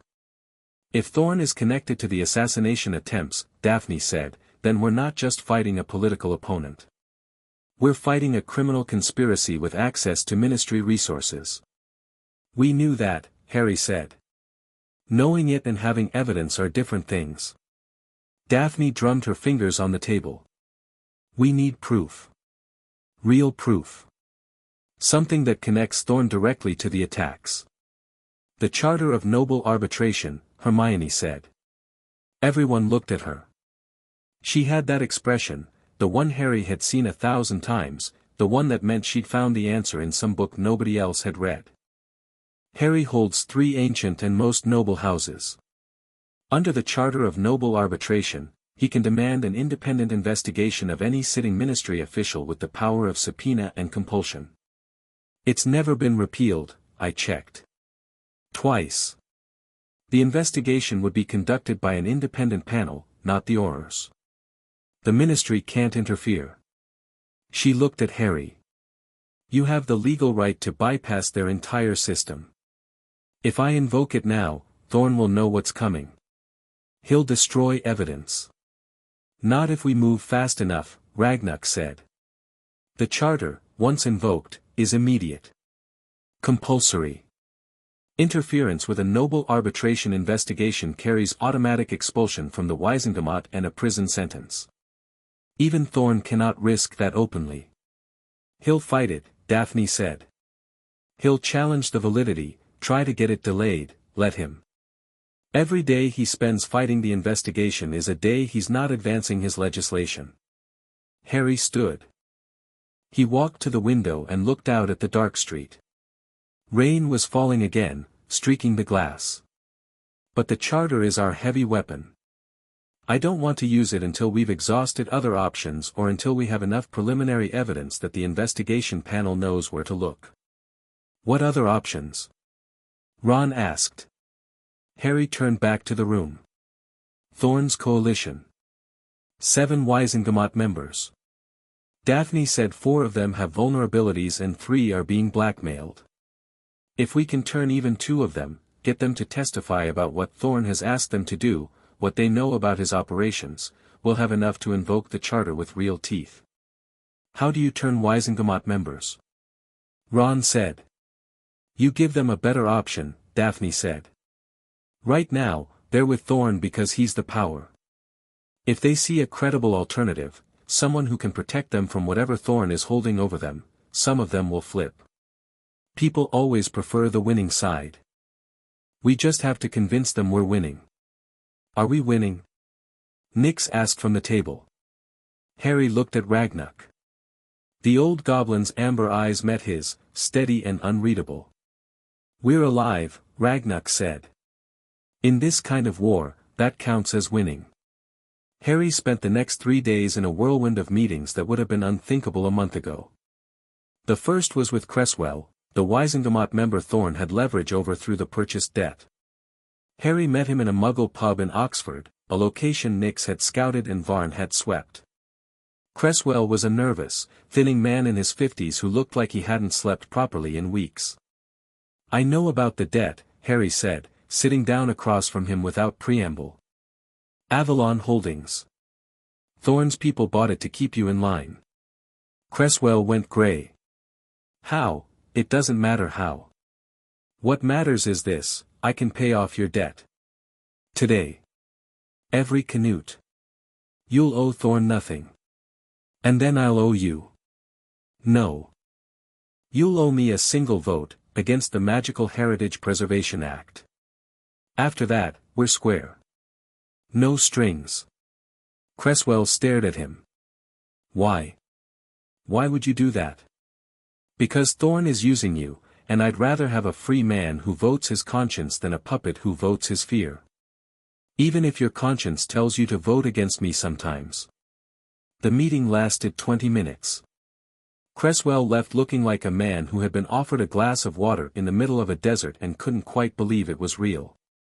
The second meeting was with a witch named Agatha Bones, a cousin of the late Amelia Bones, who had been murdered by Voldemort. Agatha was one of the 3 being blackmailed, and according to Daphne's sources, the leverage was personal rather than financial. This meeting was harder. Agatha was angry, frightened, and defensive. She met Harry in a warded room at the Leaky Cauldron and spent the first 10 minutes denying that anything was wrong.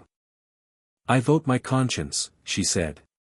"My alliance with Undersecretary Thorn is political, not, he has something on you," Harry said gently. "I don't know what it is, and I don't need to know. I'm not here to threaten you or to bargain with you. I'm here to tell you that if you want out, I will protect you. The full weight of House Potter, House Black, and House Peverell. Whatever he's holding over you, we can deal with it." Agatha's composure cracked. Not dramatically, she was too controlled for that, but Harry saw her eyes go bright and her hands tighten in her lap. "You don't know what he has," she whispered. "I don't care what he has. Nobody should be forced to vote against their conscience because someone has leverage over them. That's not governance. It's tyranny." She didn't agree to anything that day. But she didn't refuse, either. And when she left, she paused at the door and looked back at him. "You're not what they say you are," she said. "What do they say I am?" "A boy playing Lord." "And what do you think I am?" She studied him. "I think you might be the real thing." After she left, Daphne emerged from behind a glamour in the corner of the room. She'd been observing, invisible, a precaution they'd agreed on in case Agatha was a plant. "She'll turn," Daphne said. "You're sure?" She was crying when she left. People who are committed to the other side don't cry. The days ran together. Harry barely slept. When he did, it was in short bursts, and he always woke to find Ragnar outside his door or Thornback in the hallway, silent sentinels in the dark. The goblins slept in shifts, and Harry never saw all 5 of them at rest at the same time. He started to learn their rhythms. Ragnar was a creature of dawn. He was always awake before Harry, always in the kitchen with a cup of something hot and bitter that smelled like scorched earth. Scarl was a night owl who spent the small hours in the basement, working with her poisons, her small fingers moving with surgeon's precision among vials and instruments. Thornback slept like a rock and woke like an earthquake. The twins were unpredictable. Sometimes Harry found them asleep in a heap like puppies, sometimes he found them wide awake at 3 a.m, playing a goblin dice game that seemed to involve a lot of cursing and occasional knife throwing. The dynamic in the house shifted. It was subtle at first, a loosening, a settling. Creatures stopped referring to the goblins as the honored guests and started using their names. Thornback developed an unexpected fondness for creatures shepherd's pie and could be found most evenings eating a portion large enough for a family of 4. Scarl appointed herself Teddy's unofficial food taster and took the responsibility with deadly seriousness. Nix and Varn discovered the Black family library and spent hours reading historical accounts of the Goblin rebellions, alternating between outrage and amusement. "This one says we lost the Battle of Broken Ridge because of Goblin cowardice," Nix said one evening, waving a book. "We didn't lose that battle. We won it. We killed 300 wizards in 4 hours. The history was written by wizards," Scarl said from her corner. "They always lie about the things that scare them most." "I could correct the record," Nix said hopefully. "You are not writing a book," Ragnak said without looking up from his cup of whatever it was. "I could write a pamphlet." "No." And Ragnak was the hardest to read and the one Harry found himself drawn to most. The Old Goblin was a closed book, a fortress of scars and silence, but occasionally, when he thought no one was watching, Harry caught glimpses of something beneath the surface. Once, Harry came downstairs at 2 in the morning and found Ragnak standing in the nursery doorway, watching Teddy sleep. "He dreams loudly," Ragnak said, not turning around. "His magic ripples when he dreams. It is uncommon." "Is it dangerous?" "No. It is beautiful." The word sat strangely in Ragnak's gravel voice, like a flower growing from cracked stone. Then the moment passed, and the old warrior's face was granite again, and he moved down the hallway without another word. Harry watched him go and thought about what Ragnak had said in Ragnak's office, "You speak to us as equals," and the careful, testing way he'd said it, as if the concept were a bridge he didn't trust to hold his weight. 500 years of wizard-goblin relations had built that distrust.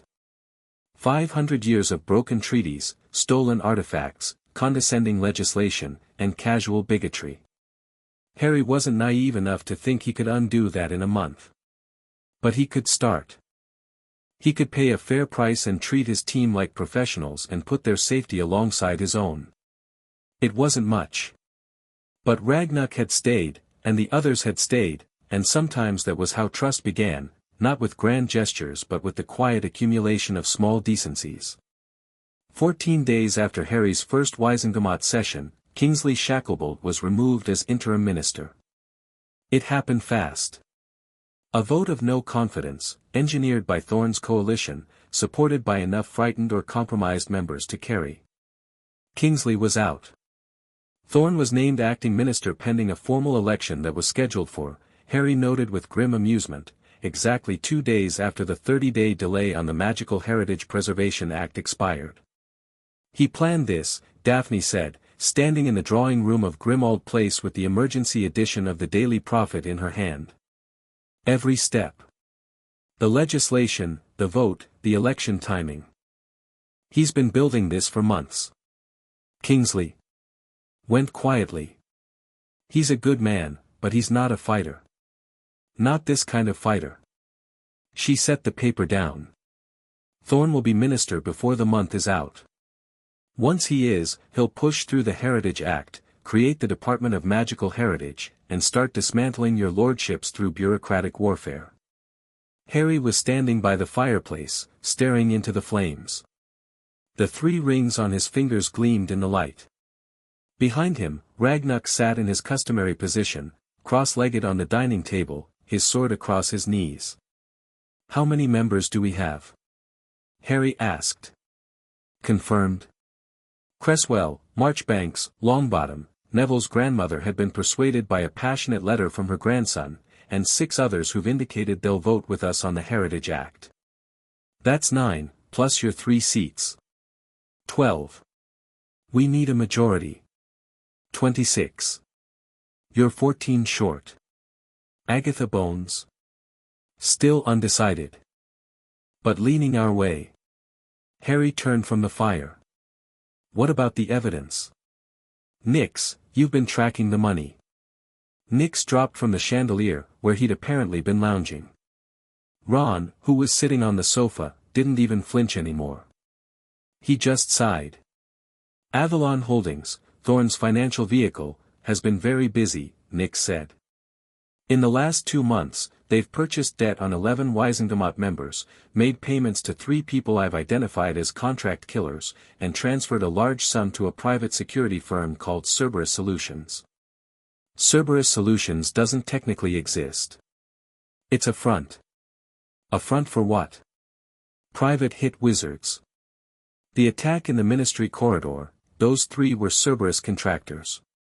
Paid through Avalon, funded by Thorn's coalition. Nix grinned his too-wide grin. I have the transaction records. Gringotts records every transfer that touches Goblin-administered accounts, and Avalon used a Goblin trust as its base structure. Sloppy.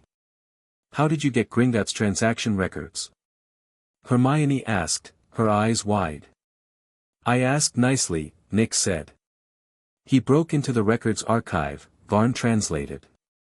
I asked the locks nicely. They opened. It was a whole thing. Harry looked at Ragnuk. Will the records hold up? Gringotts records are magically authenticated. They cannot be forged or altered. If you present them to the Wizengamot through a noble arbitration investigation, they are admissible and irrefutable. Ragnuk's amber eyes glowed. You have your evidence, Lord Potter. The question is when to use it. Harry made his decision. It wasn't really a decision at all, it had been building for weeks, a slow tide of anger and resolve that had been rising since the morning a killing curse nearly hit a baby's head. The next Wizengamot session, Harry said. 3 days from now. Thorn will use it to announce his candidacy for minister and push for an early vote on the Heritage Act. That's when we hit him. The Charter of Noble Arbitration, Hermione said. Everything. The charter, the financial records, the connection to the assassination attempts. All of it, all at once, in the open, in front of the full Wizengamot. No private meetings. No quiet negotiations. We blow the doors off. He'll have guards, Daphne said. If Thorn suspects what's coming, he won't suspect, Ragnuk said. Because we will give him something else to worry about. The old goblin looked at Harry, and for the first time, Harry saw something that was unmistakably a smile on his scarred face. It was thin, and sharp, and full of teeth. I have an idea. Should I be worried? Harry asked. That depends. How do you feel about dragons? The room went silent. Metaphorical dragons? Hermione asked hopefully. Ragnuk's smile widened. No, he said. Chapter 3, What Kings Are Made of. The dragon was not, as it turned out, for the Wizengamot. A distraction, Ragnuk explained the following morning, standing over a map of London he'd spread across the dining table. He'd marked locations in red ink, the Ministry, Gringotts, Grimmauld Place, and a 4th point Harry didn't recognize, somewhere in the countryside north of the city. Thorn will have people watching this house. He will have people watching the Ministry entrance. He will be expecting you to arrive at the Wizengamot session through normal channels, and he will have prepared accordingly. You think he'll try to stop me from entering the chamber? I think he will try to delay you. A bureaucratic hold at the entrance. A sudden security review of your armed retainers. A convenient emergency that requires evacuating the building. Nothing so crude as another assassination attempt, not in public, not after the last one drew attention. Something quiet. Something deniable. Ragnuk tapped the 4th point on the map.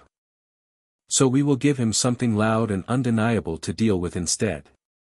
The dragon, Harry said. Gringotts maintains a reserve of security dragons at a facility in Yorkshire. One of them, a Welsh green, elderly but impressive, is scheduled for a transfer flight tomorrow morning. The flight path passes over the Ministry of Magic at approximately 9:15. If that dragon were to, say, experience a navigational difficulty and circle the Ministry building for 20 minutes.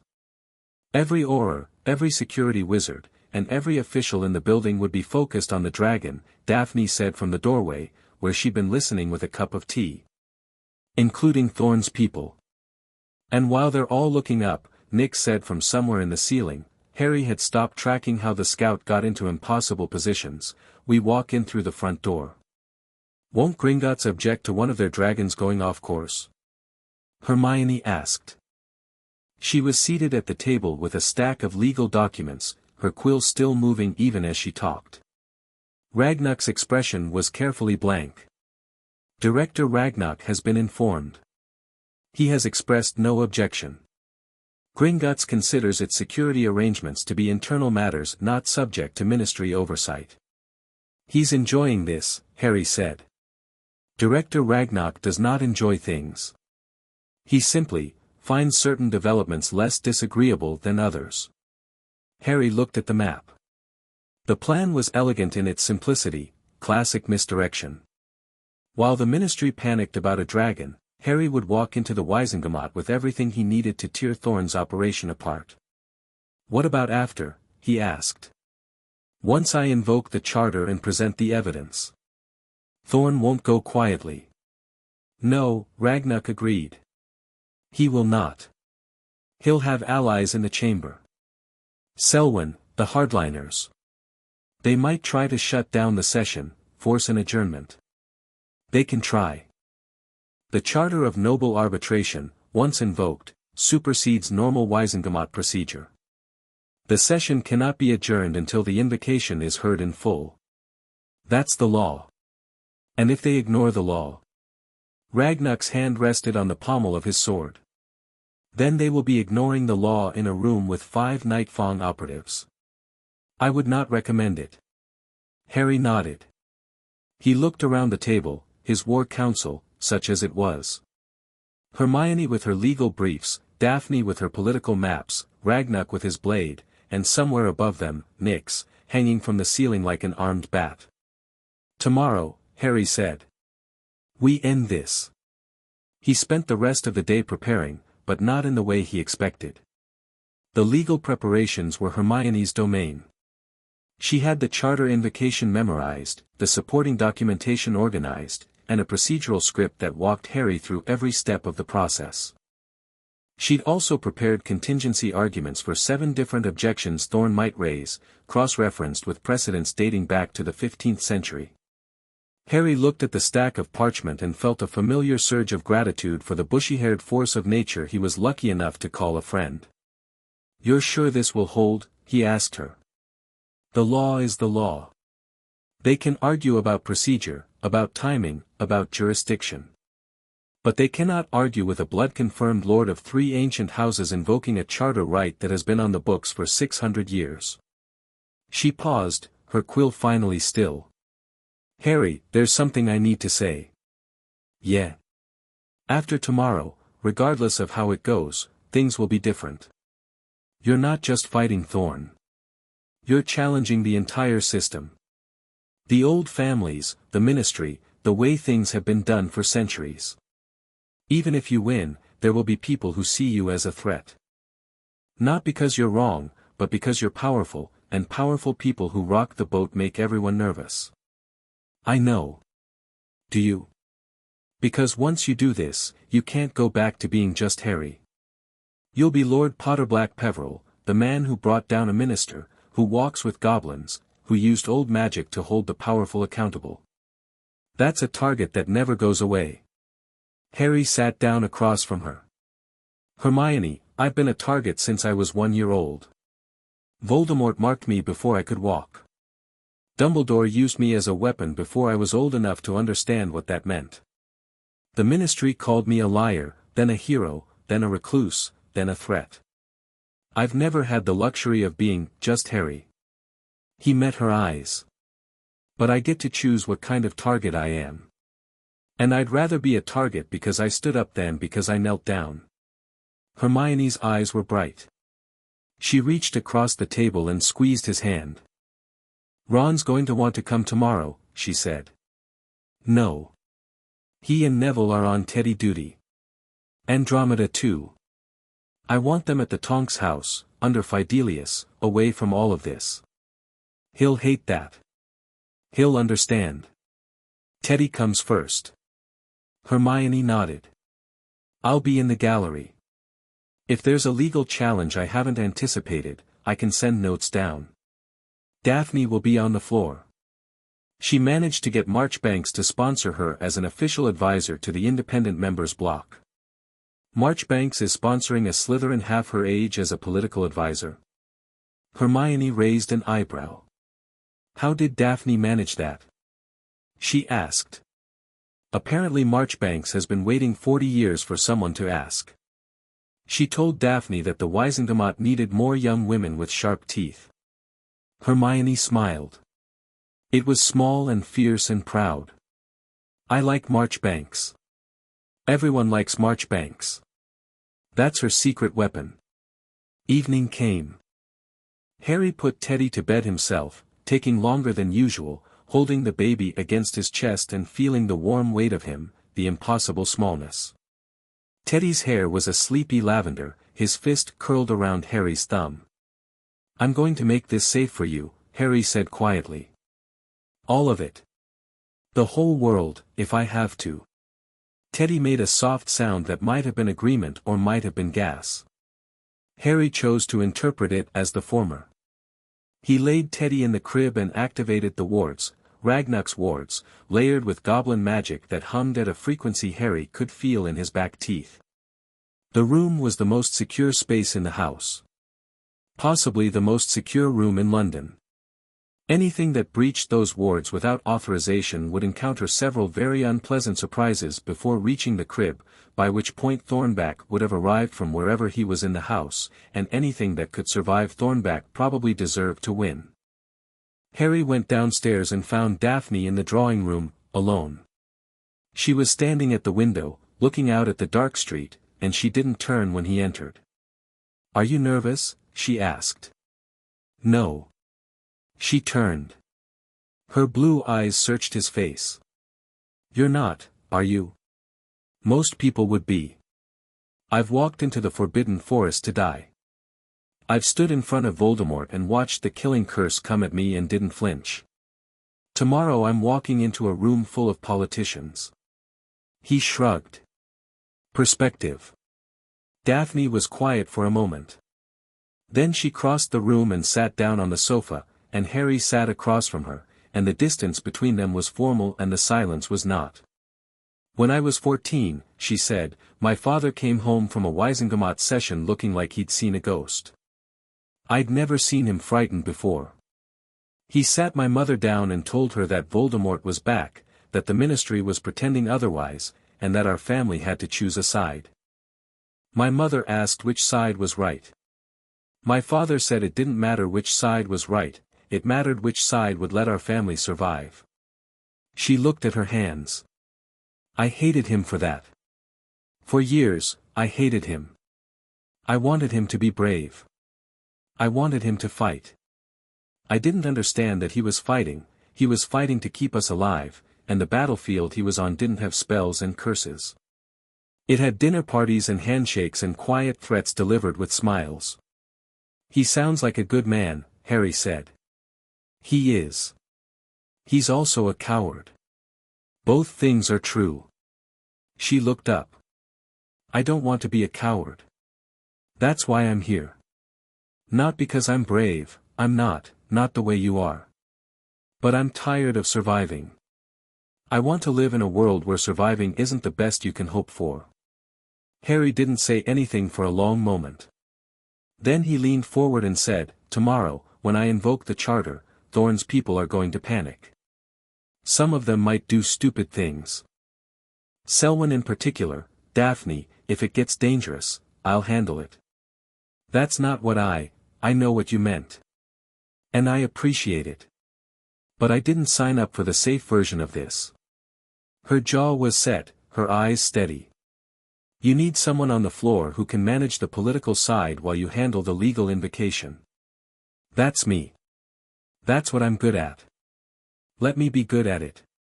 Harry recognized the tone. He'd used it himself, many times, when people tried to protect him from things he'd already decided to face. Okay, he said. But if Selwyn pulls a wand, then your goblins will handle it. That's what they're good at. She stood. I should go. Early morning. She walked to the door, then stopped. Harry. Yeah. For what it's worth, you're going to be brilliant tomorrow. Not because you're the boy who lived or the chosen one or lord anything. Because you're angry about the right things and you're willing to do something about it. A beat. That's rare. Don't lose it. She left. The front door closed behind her, and Harry heard Varn's traps reset with a series of soft clicks. He sat alone in the drawing room and felt the weight of tomorrow pressing down on him like a physical thing. Then Ragnarok appeared in the doorway, as always, silently, as if he'd been assembled from shadow and intent. You should sleep, the old goblin said. So should you. I am old. Sleep is a luxury I no longer require. Ragnarok leaned against the doorframe. His scarred face was unreadable in the dim light. I want to tell you something. Okay. In the goblin tongue, we have a word, Kazul. It means, there is no wizard equivalent. The closest would be one who carries weight for others. Not a leader. Not a king. Something older. It refers to the person in a group who takes the burden, the danger, the decision, the consequences, onto themselves so that others do not have to. Harry waited. It is not a compliment, Ragnarok said. It is a diagnosis. The Kazul is always the first to break. They carry and they do not put the weight down, and eventually the weight wins. His amber eyes found Harry's. You are Kazul, Lord Potter. You have been since you were a child. You carry the weight of everyone around you, the baby, the friends, the world that keeps asking you to save it. Is this your way of telling me to delegate more? It is my way of telling you that tomorrow, in the chamber, you do not carry alone. The Nightfong are not shields to hide behind. We are blades that walk beside you. Ragnarok straightened. When you invoke the charter, Thorn's world will fall apart. People will panic. There will be danger. And when that danger comes, you will want to protect everyone in the room, because that is what you are. And I am telling you, don't. Protect yourself. Let us handle the rest. That is what we are. Harry looked at the old goblin, the scars, the amber eyes, the quiet certainty of someone who had been fighting longer than Harry had been alive. Ragnarok. Yes. Thank you. Not for the contract. For this. Something shifted in Ragnarok's expression. It was small, a softening of something that was usually hard, a warmth in the amber that was usually cold. It lasted half a second. Go to sleep, Ragnarok said, and disappeared into the shadows of the hallway. Harry went to sleep.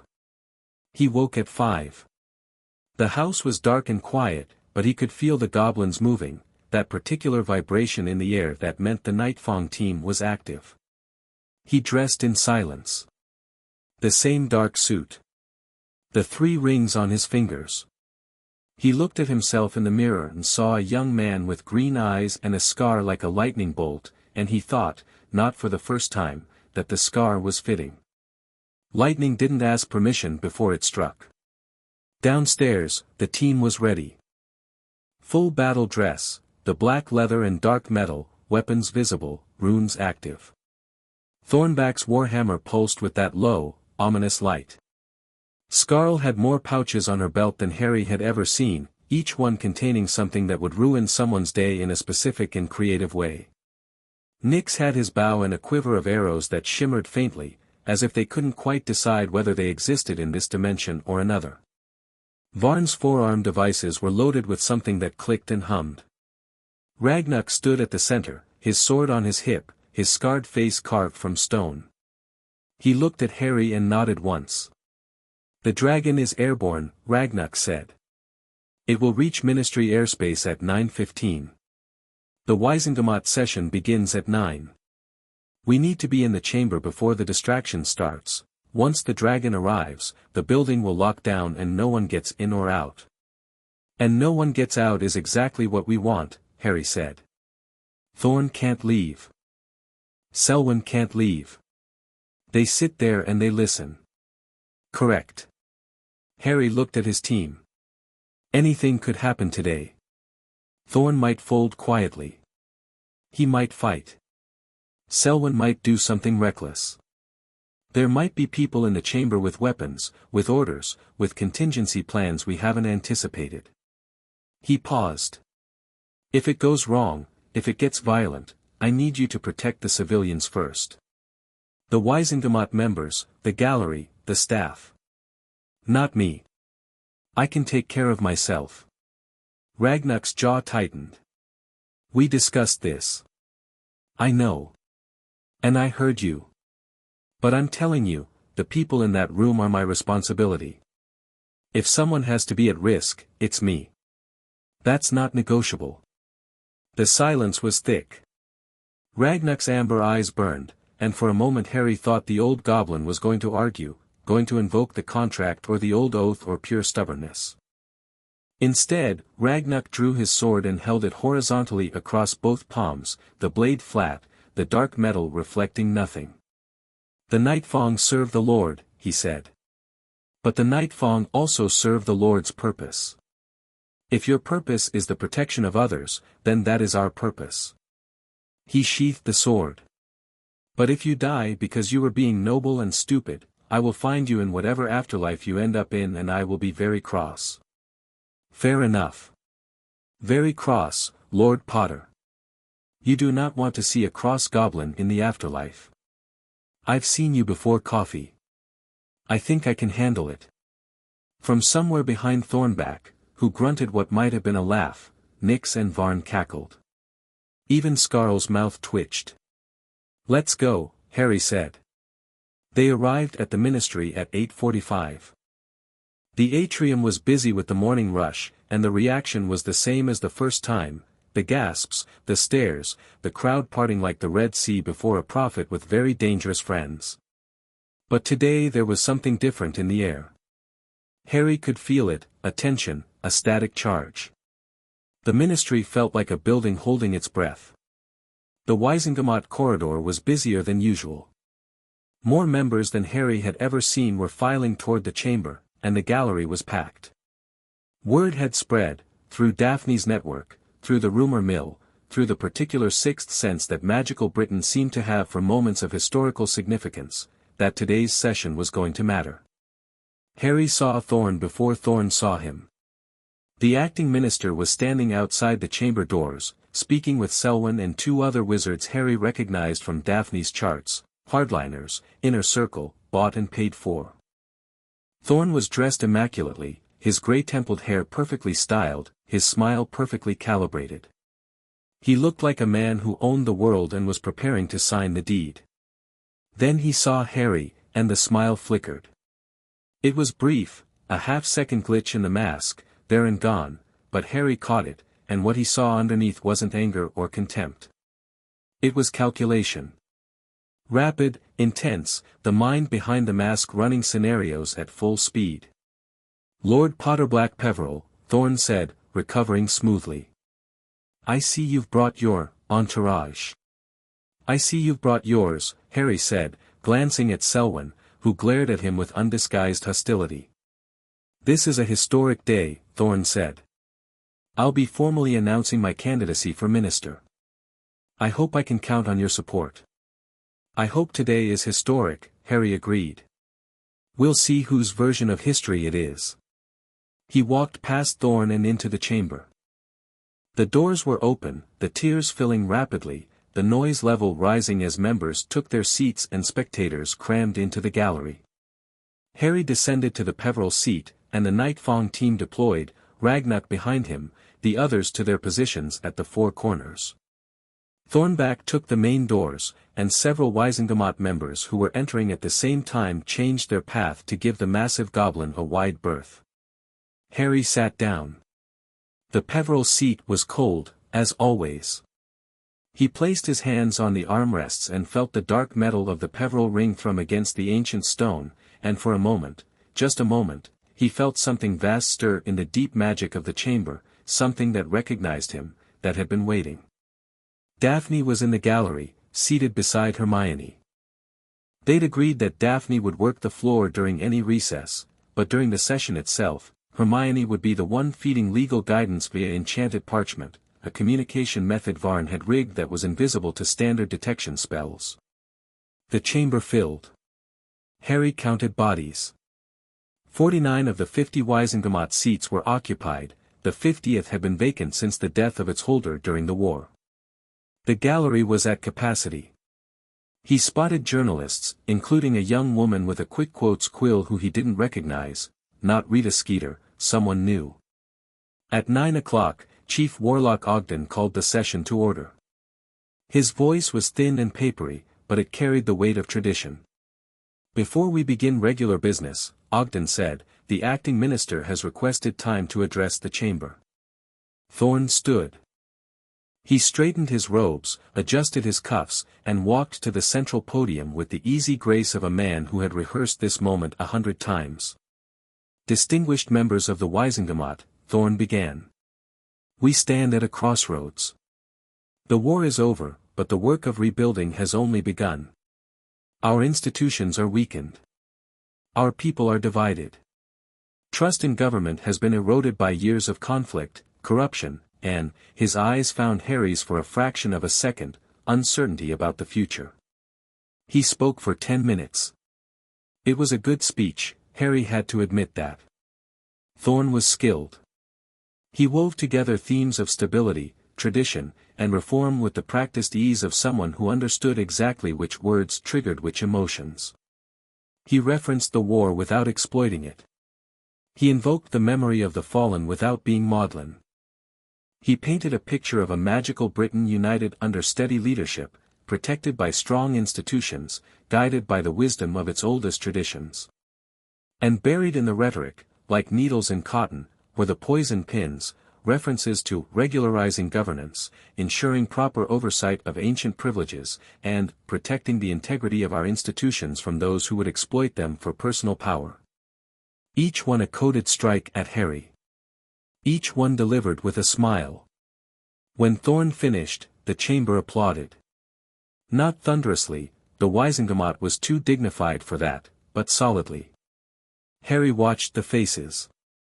He counted the enthusiastic applauders, the polite ones, and the silent ones. The math was close. Too close. I formally announce my candidacy for Minister for Magic, Thorn said, and I request an expedited election, to be held at the next session, to provide our nation with the stable leadership it needs. More applause.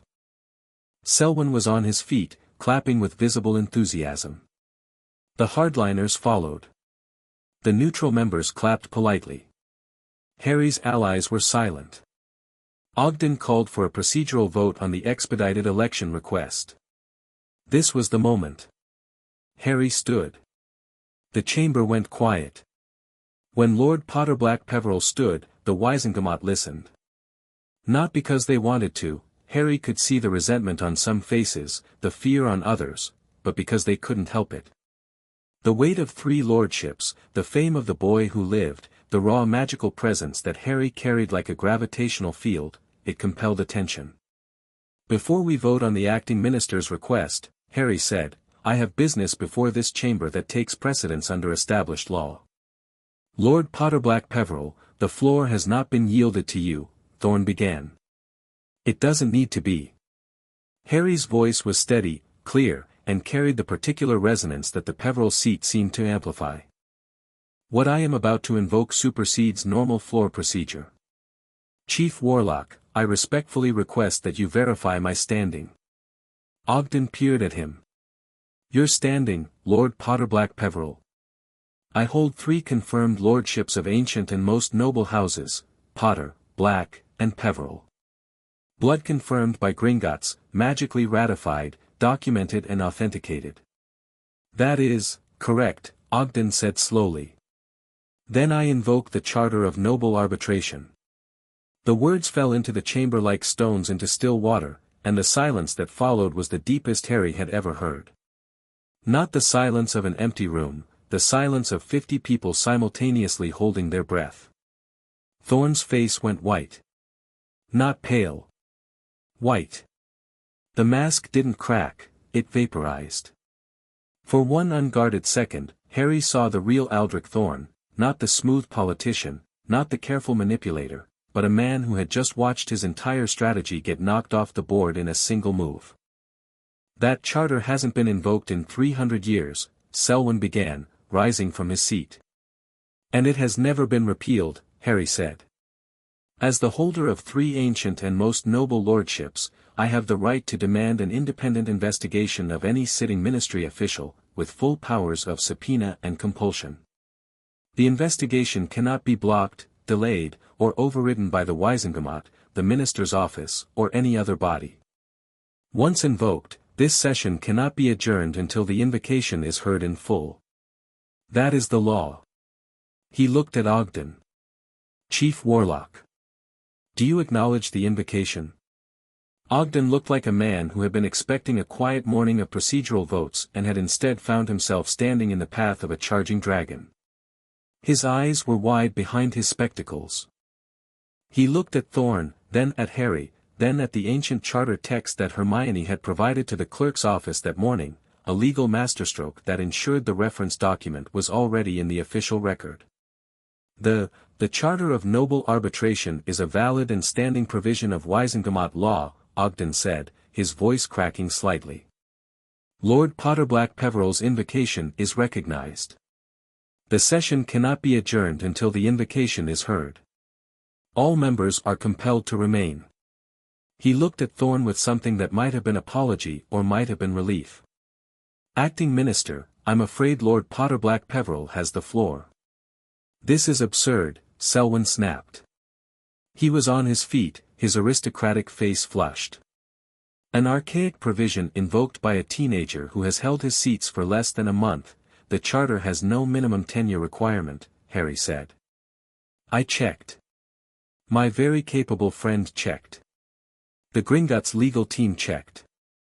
Would you like to challenge it formally, Lord Selwyn?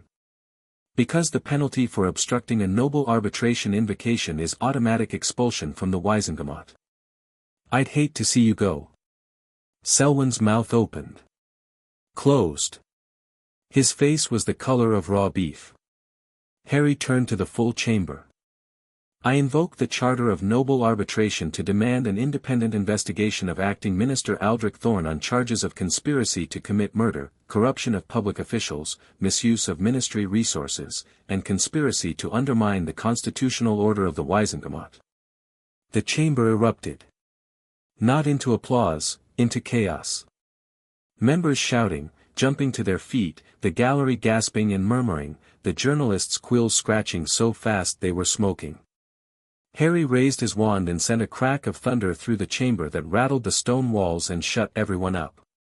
I have evidence, he said into the ringing silence. And you will hear it.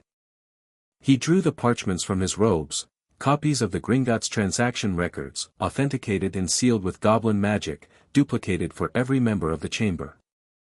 With a wave of his wand, copies flew to every seat, every desk, every lap. In your hands are the financial records of an entity called Avalon Holdings, Harry said.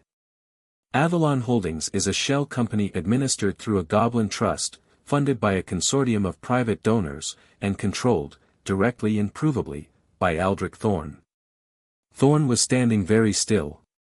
His face had recovered its composure, but his eyes were different now, hard, calculating, the eyes of an animal that knows it's cornered but hasn't decided whether to submit or bite. In the past 3 months, Harry continued, Avalon Holdings has made the following transactions. First, the purchase of personal debts belonging to 11 sitting members of this chamber, for the explicit purpose of coercing their votes. He let that land. Saw the ripple of shock, the glances exchanged, the 11 members in question going various shades of pale.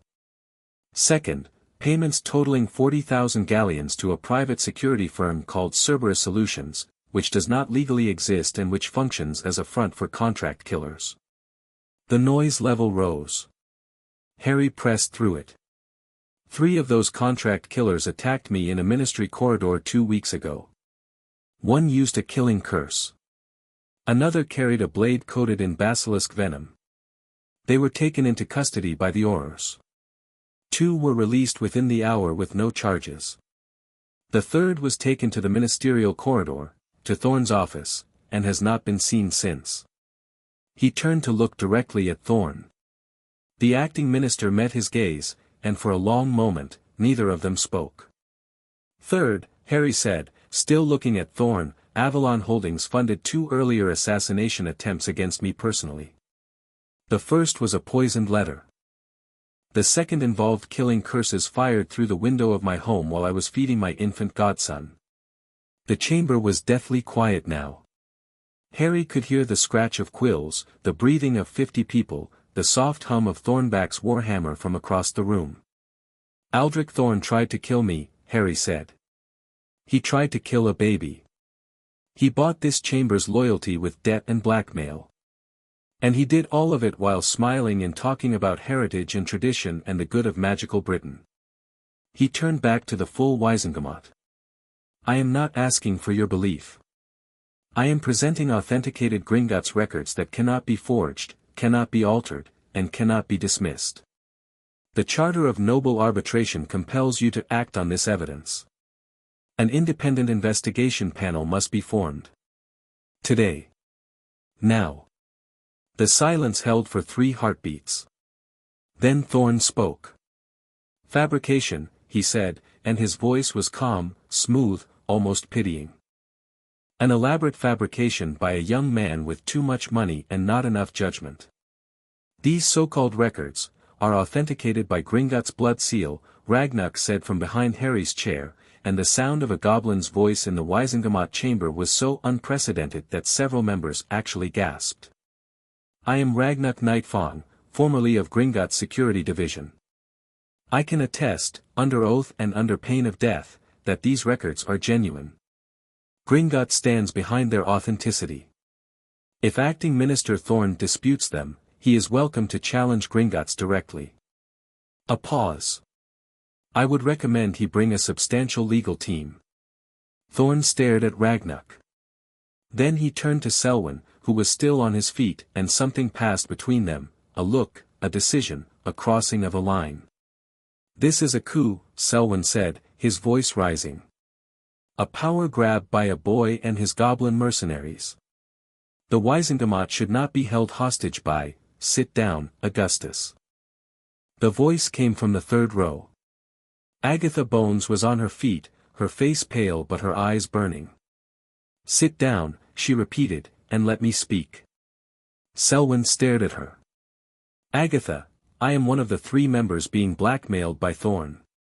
Her voice shook, but it carried. He has been holding private information over me for 6 months to control my vote. I have corroborating evidence. Letters. Meeting transcripts. Dates, times, and locations.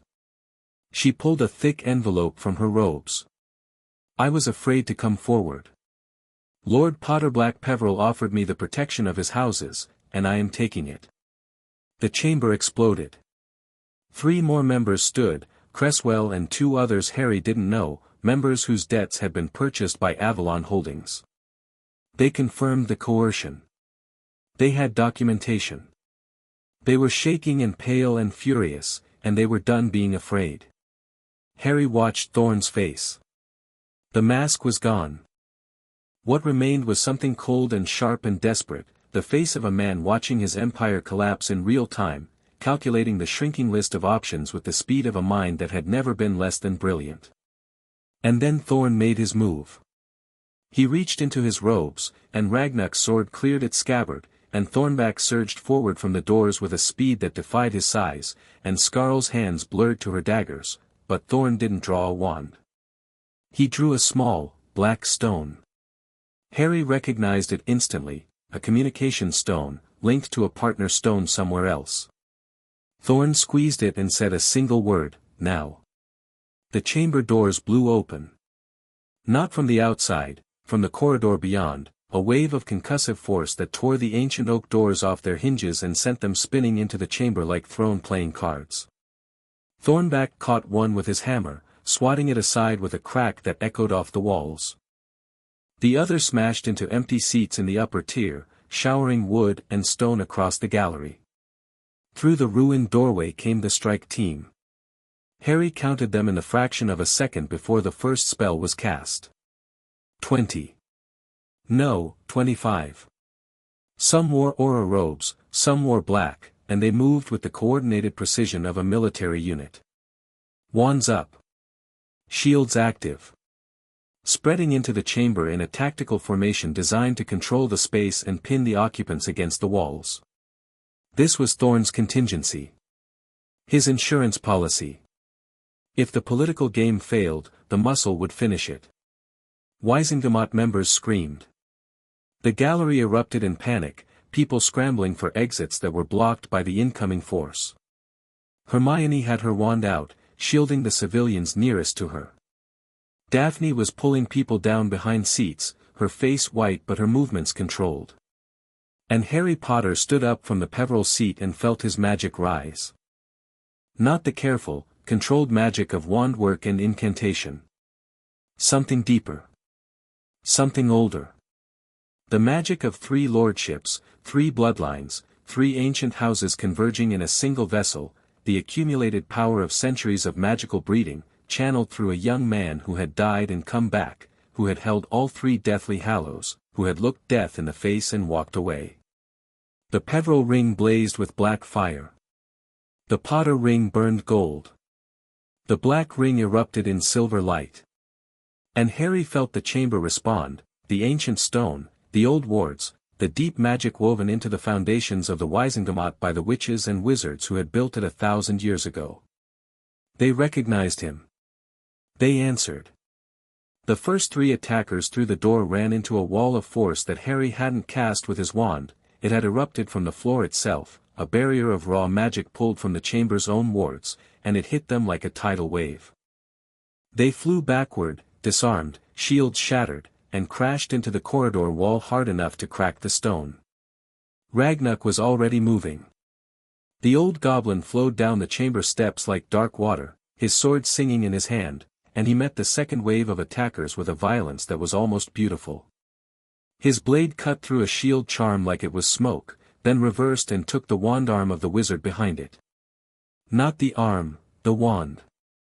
Ragnuk's sword sliced the wand in half at the grip, and the wizard stared at his useless stub of wood for the half-second before Ragnuk's boot connected with his kneecap and dropped him howling. 2 more came at Ragnuk from the flanks, and the old goblin did something Harry had never seen. He planted his sword point down in the stone floor and spun around it, both feet leaving the ground, and his boots connected with both attackers simultaneously, one to each side, a spinning kick that sent them tumbling. He pulled his sword from the stone before he'd even finished landing and parried a curse from a third attacker without looking. Thornback was a cataclysm. The enormous goblin waded into the strike team like a boulder rolling downhill, and the effect was approximately the same. His warhammer swung in huge, devastating arcs that shattered shields, broke wands, and sent bodies flying. A stunning spell hit him square in the chest and he didn't even slow down. The runes on his armor flared and the spell dissipated like sparks off an anvil. A cutting curse caught his shoulder and drew blood, dark and thick, and Thornback looked at the wound, then looked at the wizard who'd cast it, and the wizard dropped his wand and ran. He didn't get far. Thornback threw the hammer. It crossed 20 feet of chamber space in a flat, spinning arc and caught the fleeing wizard between the shoulder blades. The man went down like he'd been hit by a cannonball.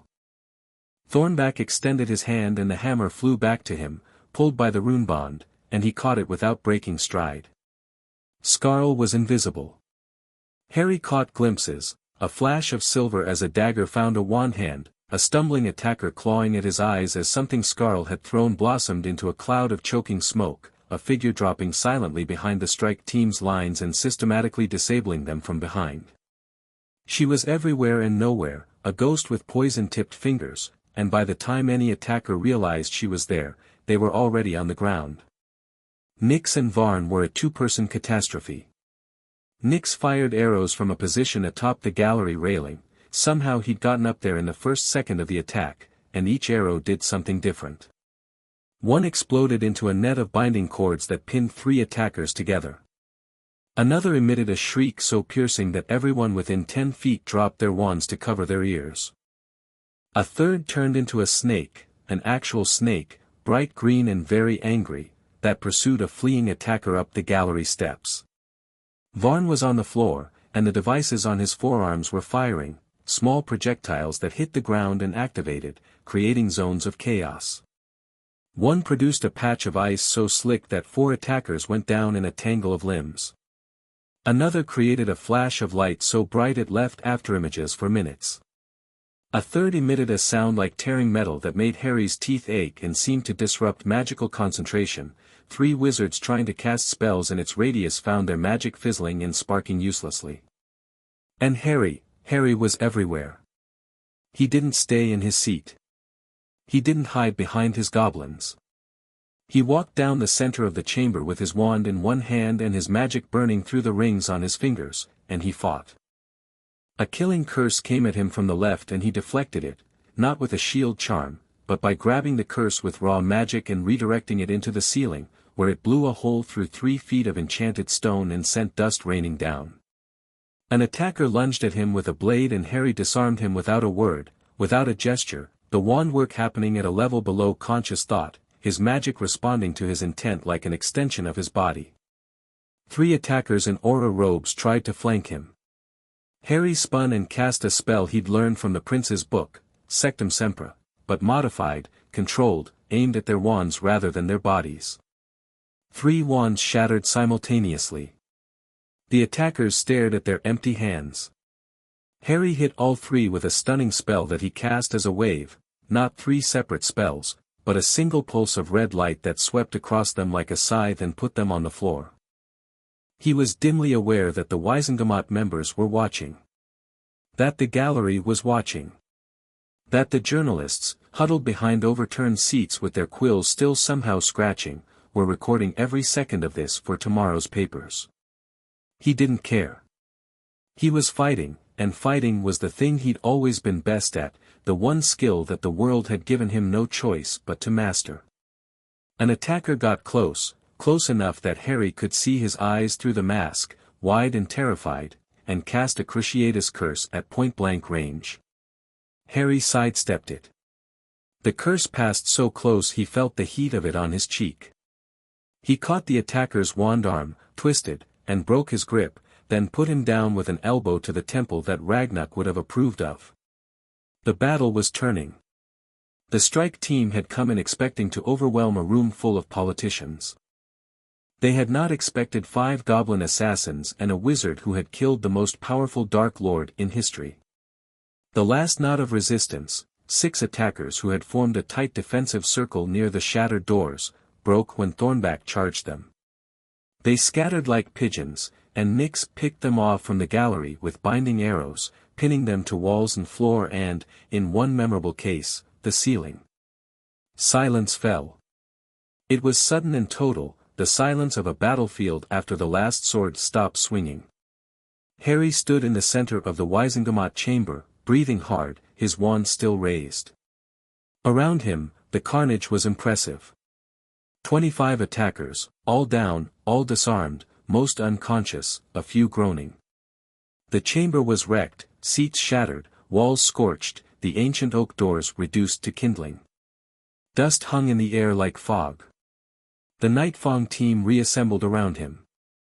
Ragnarok's sword was bloody, shallow wounds, non-lethal, precisely placed. Thornback had the cut on his shoulder and a grin on his face that suggested he considered it a love tap. Scarl materialized from somewhere with not a hair out of place, though her dagger sheaths were notably emptier than they'd been. Nyx dropped from the gallery railing. Varn emerged from behind a pile of debris, looking pleased with himself. "Clear," Ragnarok said. "Clear," the team confirmed. Harry turned to find Thorn. The acting minister hadn't moved during the entire battle. He stood at the podium where he'd given his speech, his hands at his sides, his face the color of old parchment. Selwyn was beside him, gray and shaking, all aristocratic composure gone. Harry walked toward them. The crowd in the gallery was silent, watching. The Wizengamot members who had ducked behind their seats were slowly emerging, their faces a spectrum of shock and awe.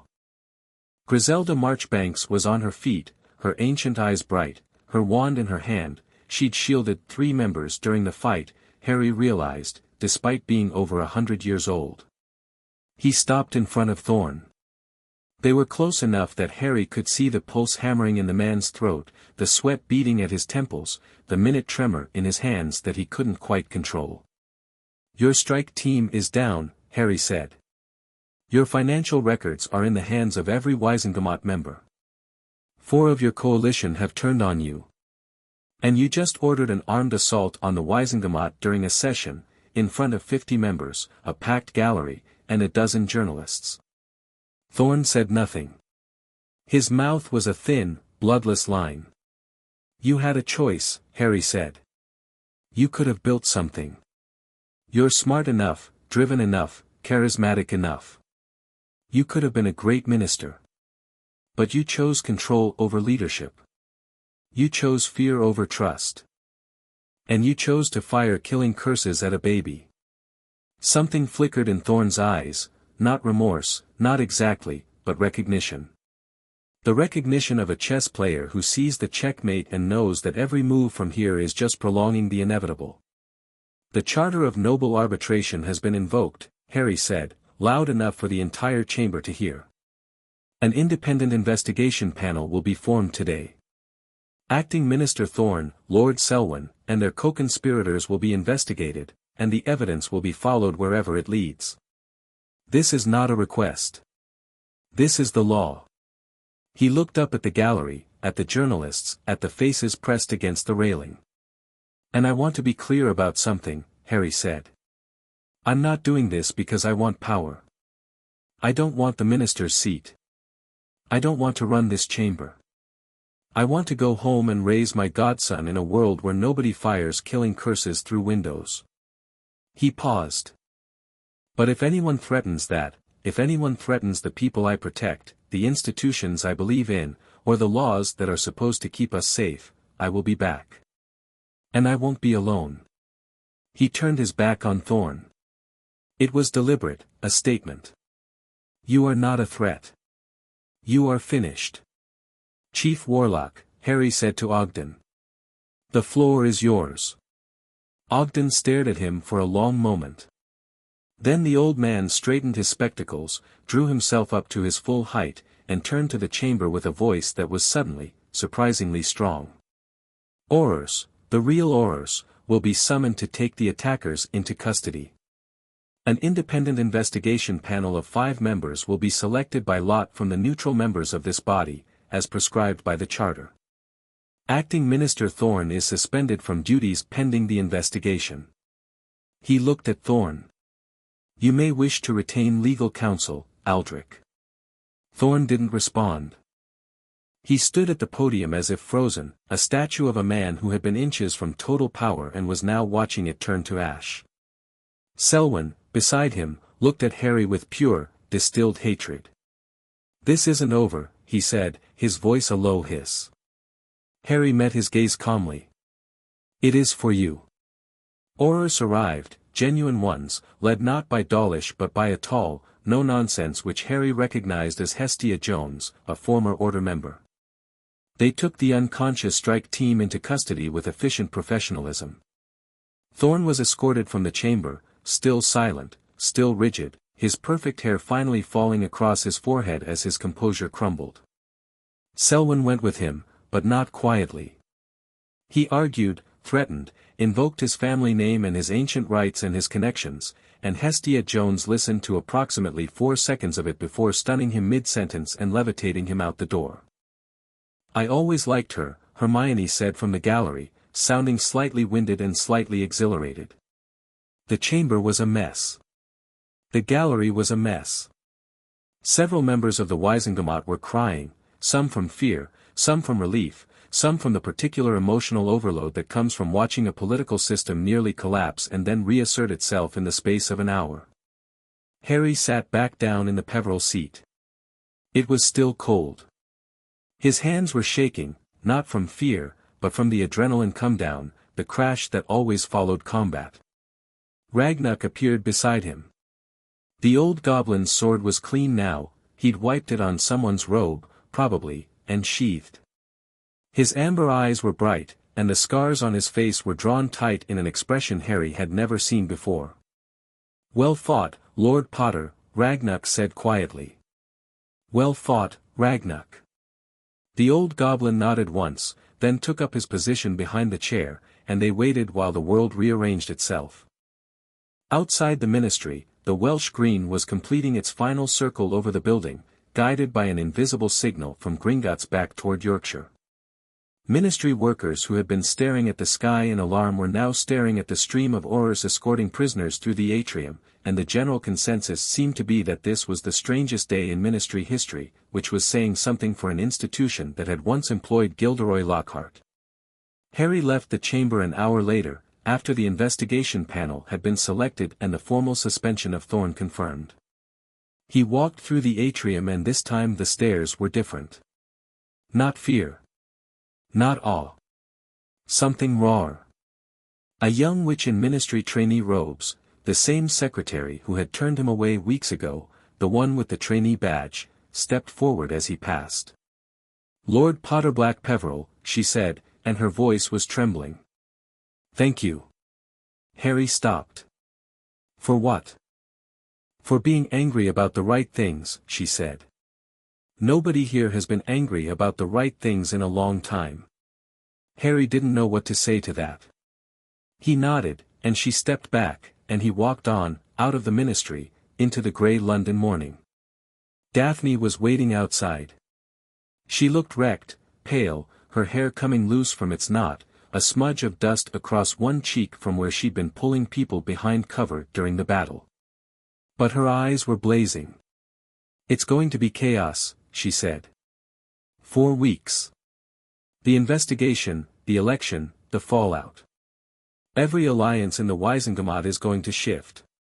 Every family is going to be trying to figure out where they stand. "Good," Harry said. "Good. It's going to be a nightmare. It's going to be an opportunity. The old order just shattered. What replaces it is up to the people in that chamber, and the people watching." He looked at her. "You said you wanted a seat at the table. The table just got a lot bigger." Daphne stared at him. Then she laughed, a real laugh, the first one he'd heard from her, bright and surprised and slightly unhinged. "You're mad," she said. "Probably. Completely, utterly mad.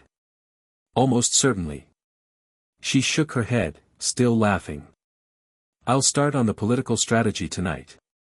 We need to identify candidates for the minister's election who aren't compromised, aren't corrupt, and aren't idiots. That's going to be a very short list. We'll find someone. It should be you." "No. Harry, no. I'm not a politician. I'm a wrecking ball. You use me to tear down walls, not to build houses." He smiled. "But I know a few people who'd make damn good architects." He looked at her, and she looked at him, and the space between them was different now, charged with something that wasn't political, that had nothing to do with strategy or alliances or the game. "Dinner," Harry said. "When this is over. Not a meeting. Not a strategy session. Dinner." Daphne's eyebrows rose. "Are you asking me on a date in front of 5 goblin assassins?" From behind Harry, Nick said, "Say yes. He's a lord. He can afford the good restaurants." "Nix," Ragnarok said. "Sorry. Professional." Daphne looked at Harry. Then at the goblins. Then back at Harry. "Dinner," she said. "But I'm choosing the restaurant." "Deal." He went home. The sun was breaking through the grey clouds for the first time all day, throwing long shadows across Grimmauld Place's front steps. Varn's traps clicked and hummed as they deactivated for Harry's approach. The front door swung open. Inside, the house was warm and lit and smelled like creatures cooking. Andromeda was in the drawing room with Teddy on her lap. She looked up when Harry came in, her eyes searching his face. "It's done," he said. Andromeda closed her eyes. When she opened them, they were wet. Nymphadora would have loved today, she said quietly. She would have been first through the door. She would have tripped on the way in and still somehow taken out 3 people, Harry said, and Andromeda laughed, a broken, beautiful sound. Harry took Teddy from her. The baby's hair was a happy, vivid orange. He could feel the shift in the household, the lightness, the release of tension that had been building for weeks. Harry held him close and felt the tiny heartbeat against his own. Ron and Hermione arrived an hour later. Neville came with them. Then Luna, who had somehow heard about the entire thing through what she described as the Nargle Network, and who was the only person in magical Britain completely unsurprised by any of it. Of course Harry hired goblin assassins, she said serenely, accepting a cup of tea from Creature. It was obvious he would. The Raxperts around the ministry have been agitated for weeks. They sat together in the drawing room of Grimmauld Place, Harry's friends, his family, his team, and they talked and laughed and ate too much of Creature's food, and for the first time since the war ended, it felt like something new was beginning. Not just an ending. A beginning. The goblins ate with them. This was not discussed or negotiated. Ragnuk simply sat down at the table and the others followed, and nobody questioned it. Thornback ate 4 servings of shepherd's pie and grunted with satisfaction. Scarl engaged Hermione in a detailed discussion about antidote theory that became so technical everyone else's eyes glazed over. Nix and Varn taught Ron a goblin dice game, which Ron won twice through what the twins insisted was witchcraft and Ron insisted was strategic genius. As the evening wore on and the fire burned low and Teddy fell asleep in Harry's arms, Ragnuk stood. The old goblin walked to the window and looked out at the dark street, his scarred profile limned in firelight. Harry joined him. They stood together in silence for a long moment. The contract is fulfilled, Ragnuk said. The immediate threat is neutralized. Thorn is suspended. The investigation will proceed. By the terms of our agreement, you may terminate the retainer. Harry looked at him. Is that what you want? Ragnuk was quiet. His amber eyes reflected the distant streetlights.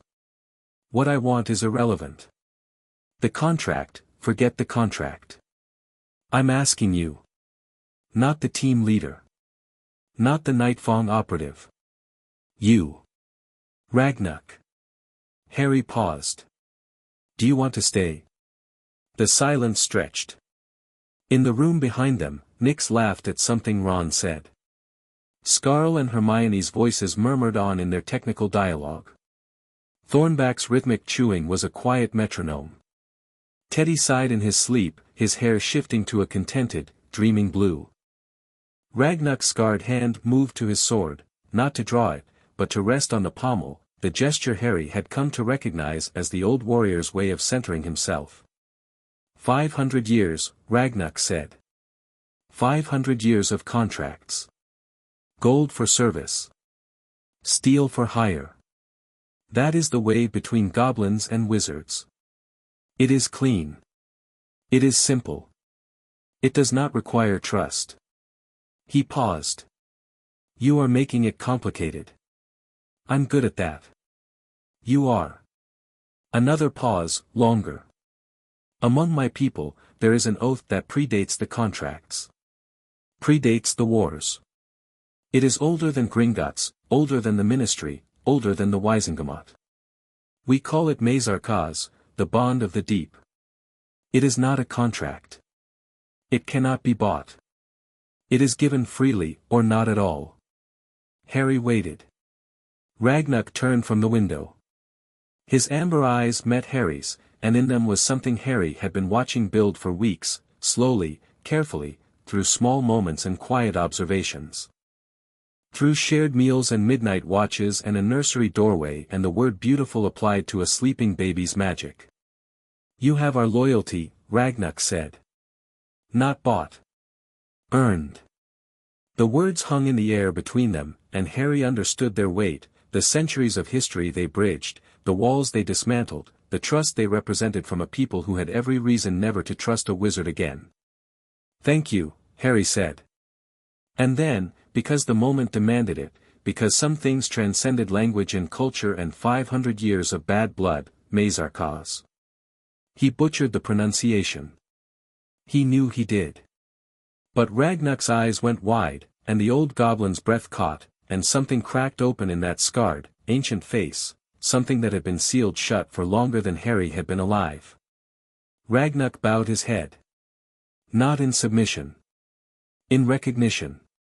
In the acknowledgement of something sacred.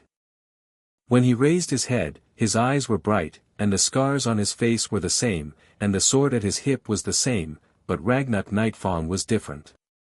And Harry Potter, Lord of Three Houses, was different too. "Come," Ragnar said, his gravel voice rough with something he would never name.